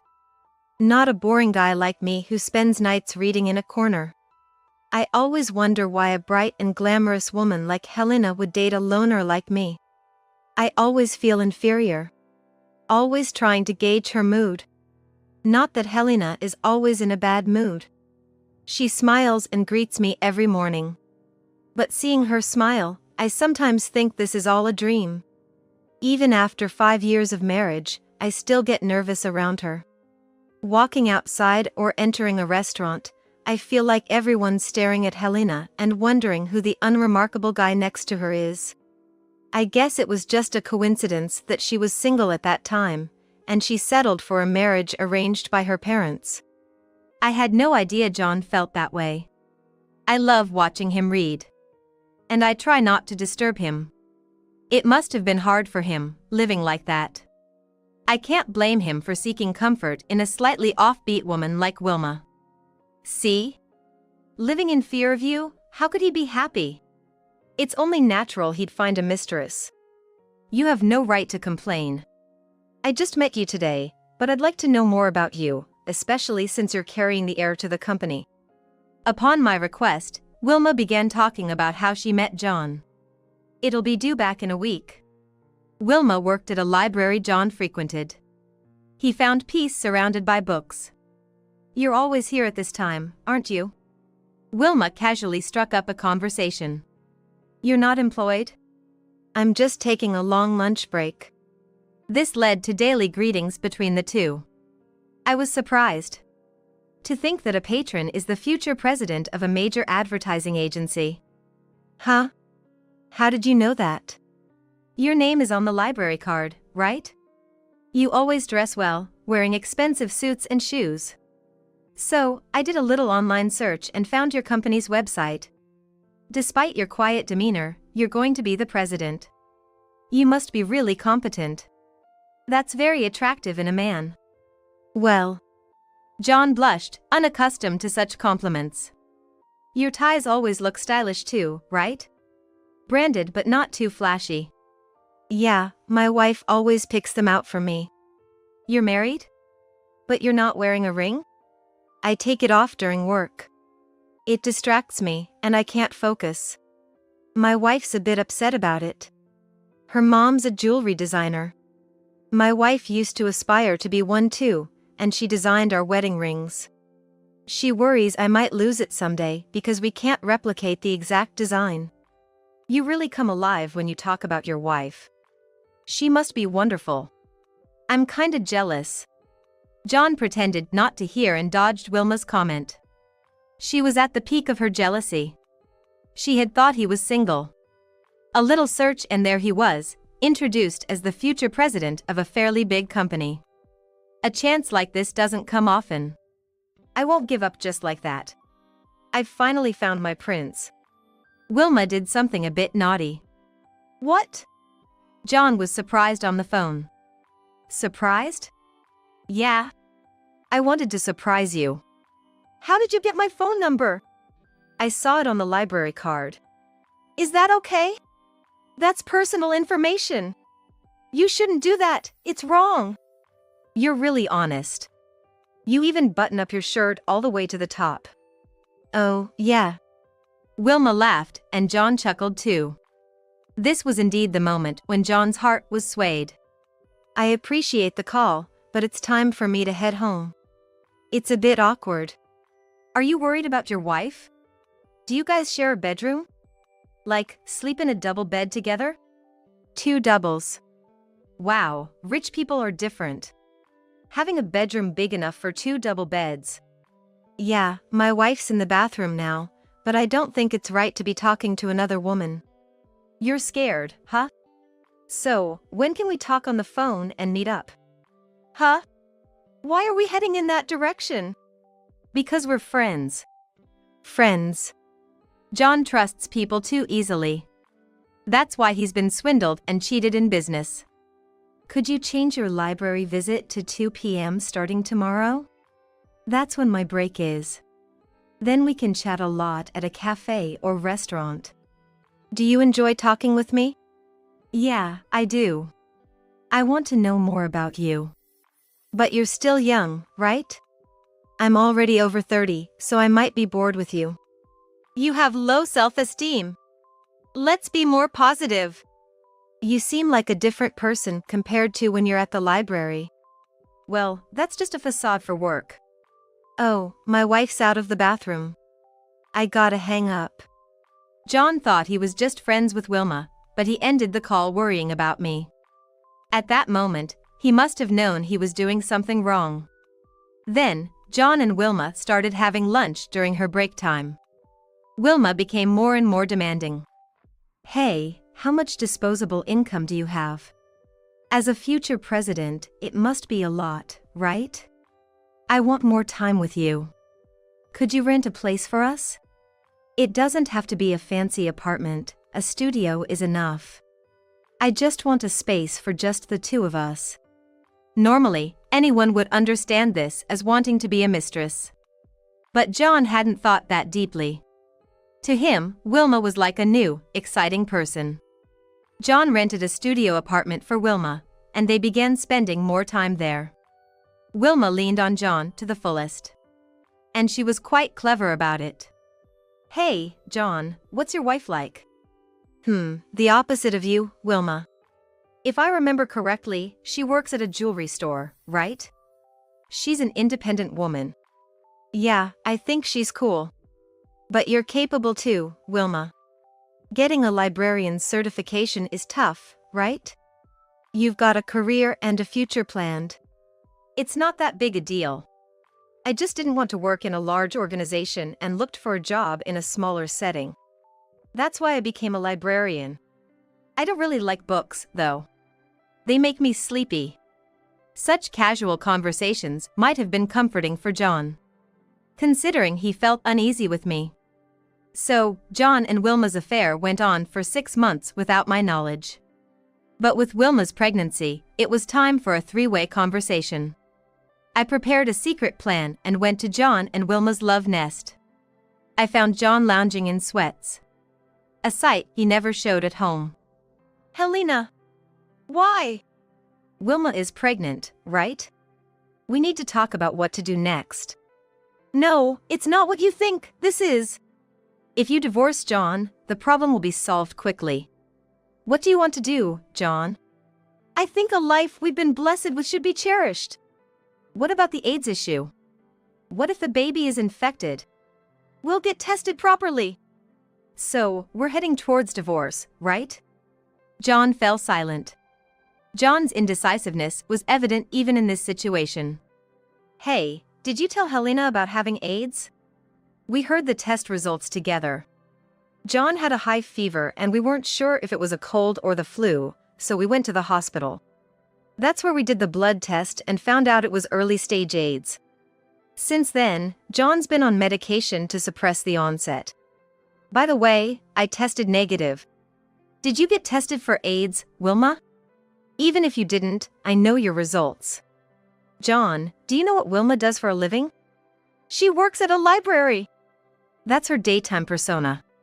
At night, she's working at a nightclub. What? Wilma, is that true? Listen, John. You got AIDS from Wilma. She contracted it while working in the sex industry and passed it on to you without saying anything. Got it? What? What's that all about? If everything's out in the open, no point in hiding it. Yes, that's right. I thought if John got AIDS, Helena would leave him. That's why I had unprotected sleep with him. That's unbelievable. But now, having AIDS doesn't mean death. I'm on medication too. And another thing, you're not pregnant, are you? What basis do you have to say that? You just want to believe that because you couldn't get pregnant. You're just jealous. That's a low way to lead the conversation. A friend of Wilma's mother, a regular customer at my store, spilled everything. She showed me the email exchanges as evidence. Can you still be so confident? Actually, a regular customer at my store was the mother of Wilma's friend. When Wilma's friend came to buy an engagement ring and saw my name, she realized I was the wife of the man Wilma was having an affair with. Feeling sorry for John and me, she betrayed Wilma and showed me the emails. She was so disgusted by Wilma's double life that she wanted to cut ties with her. I'm so frustrated with him, he's so indecisive. But he doesn't interfere much and mostly reads books, so he's harmless. My plan was to get into the Turner family by manipulating him. I infected him with AIDS to make Helena leave him. Then it's just a matter of marrying him. Claiming to be pregnant seemed the fastest way. Doesn't matter if I'm really not pregnant. I can just say I had a miscarriage after we're married. Fooling him is easy. I want to be a wealthy wife, living a life of leisure. Have a maid for housework, enjoy spas and nail salons. Once I marry him, I'm set for life. What a great catch he was. He's so gullible, believes everything, never doubts or denies anything I say. I might be able to move into his penthouse soon. Here I am in this tiny studio, and there's Helena, living in luxury. It'll be easy to take her down a peg. A wedding? Oh, I'll make it grand. You'll be invited. Look forward to it. John's expression darkened rapidly. Even he, as oblivious as he was, must have realized he was being used. So what? I'll use any means to get what I want. You were after John's background from the start, weren't you? So, you're not pregnant? Not right now. But John, we can try, right? I'm only 25. I can easily have 3 or 5 more kids. John's company requires a male heir, right? So, it's a no-go for the future too. I'm confident I can give birth to a healthy heir. We've been doing infertility treatments for 2 years, but it's on hold now because of John's AIDS. They said it almost certainly won't affect the baby, but it's not 100%. We were waiting to see how John's treatment goes. John, don't you have anything to say? Wilma deliberately infected you with AIDS. I see it as punishment for betraying Helena. I have brought it on yourself. I felt crushed under the pressure of having to produce an heir. Indeed, after 5 years of marriage without a child, infertility was a possibility. That's why I underwent IVF and artificial insemination. It was physically and mentally tough, and the despair when implantation didn't happen. And then, John getting AIDS, why should I bear all this burden? Helena, I'm sorry. Really sorry. John, now we can be together openly. We can hold hands outside, come home to the same house, no need to sneak around anymore. Helena can live on her own, but I only have you, John. You grew up in a wealthy family, never struggling for money. Then you chose a rich husband. What's the thinking behind that? Do rich people marry each other to maintain their lifestyle or because they share similar values? What's the point of marriage? You don't cook, rely on a housekeeper for chores, it's easy for you. And Helena, you always seem so condescending. Sure, you live a celebrity life, but do you realize how you look down on nightclub workers? I don't discriminate based on occupation, but let's be honest, working in the industry isn't exactly normal. I mean, if your daughter said she was becoming a sex worker, could you honestly be happy? Proudly announce it to friends and relatives? You can say that because you're rich. Is it so wrong for those who have less to lean on those who have more? At the very least, you lied and deceived, didn't you? Even after reading that shocking email, John still chooses Wilma? Then let me deliver the final blow. The emails your friend leaked weren't the only ones. I can show you the rest right here. Wilma clearly became nervous, her eyes darting around. She obviously didn't want that content to be heard. It might be troublesome. I have AIDS, right? And I might have passed it to a client, who could sue me, along with his wife. The husband goes to a nightclub because he doesn't want his wife, and then when he gets AIDS, she suddenly shows up. Don't you think that's pathetic? A lawsuit? I'm not scared at all. The client knew the risks. Doesn't his wife feel embarrassed? Her husband got AIDS from someone. That's something an old lady would do. It's so annoying to be an old lady. Wilma seems to be spreading AIDS, but is she getting proper treatment? She seems to be living recklessly, involving others in her situation. So, Helena, why did you come here today? To show me the emails between me and my friend? That's a pretty weak weapon for storming into your lover's place. Oh, right, that was my main purpose for coming today. Here, this. I handed John the divorce papers. All it needs is your signature. I'll file it at the lawyer's office immediately.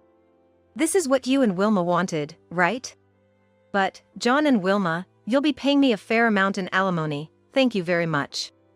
Wait, Helena! Stop with the divorce and alimony talk. Please! What? After indulging in your desires and getting AIDS from your mistress, who would want to stay with you for life? I thought John would confess the truth when he was diagnosed with AIDS. It was obviously contracted through sexual intercourse with another woman. But John never mentioned it. I waited, hoping he would be honest. If he had confessed then, I might not have considered divorce. But now, it's too much. A kind lie isn't kind. It's different. I was deceived at the beginning. We went out for dinner, then drinks one night. I got so drunk, I blacked out.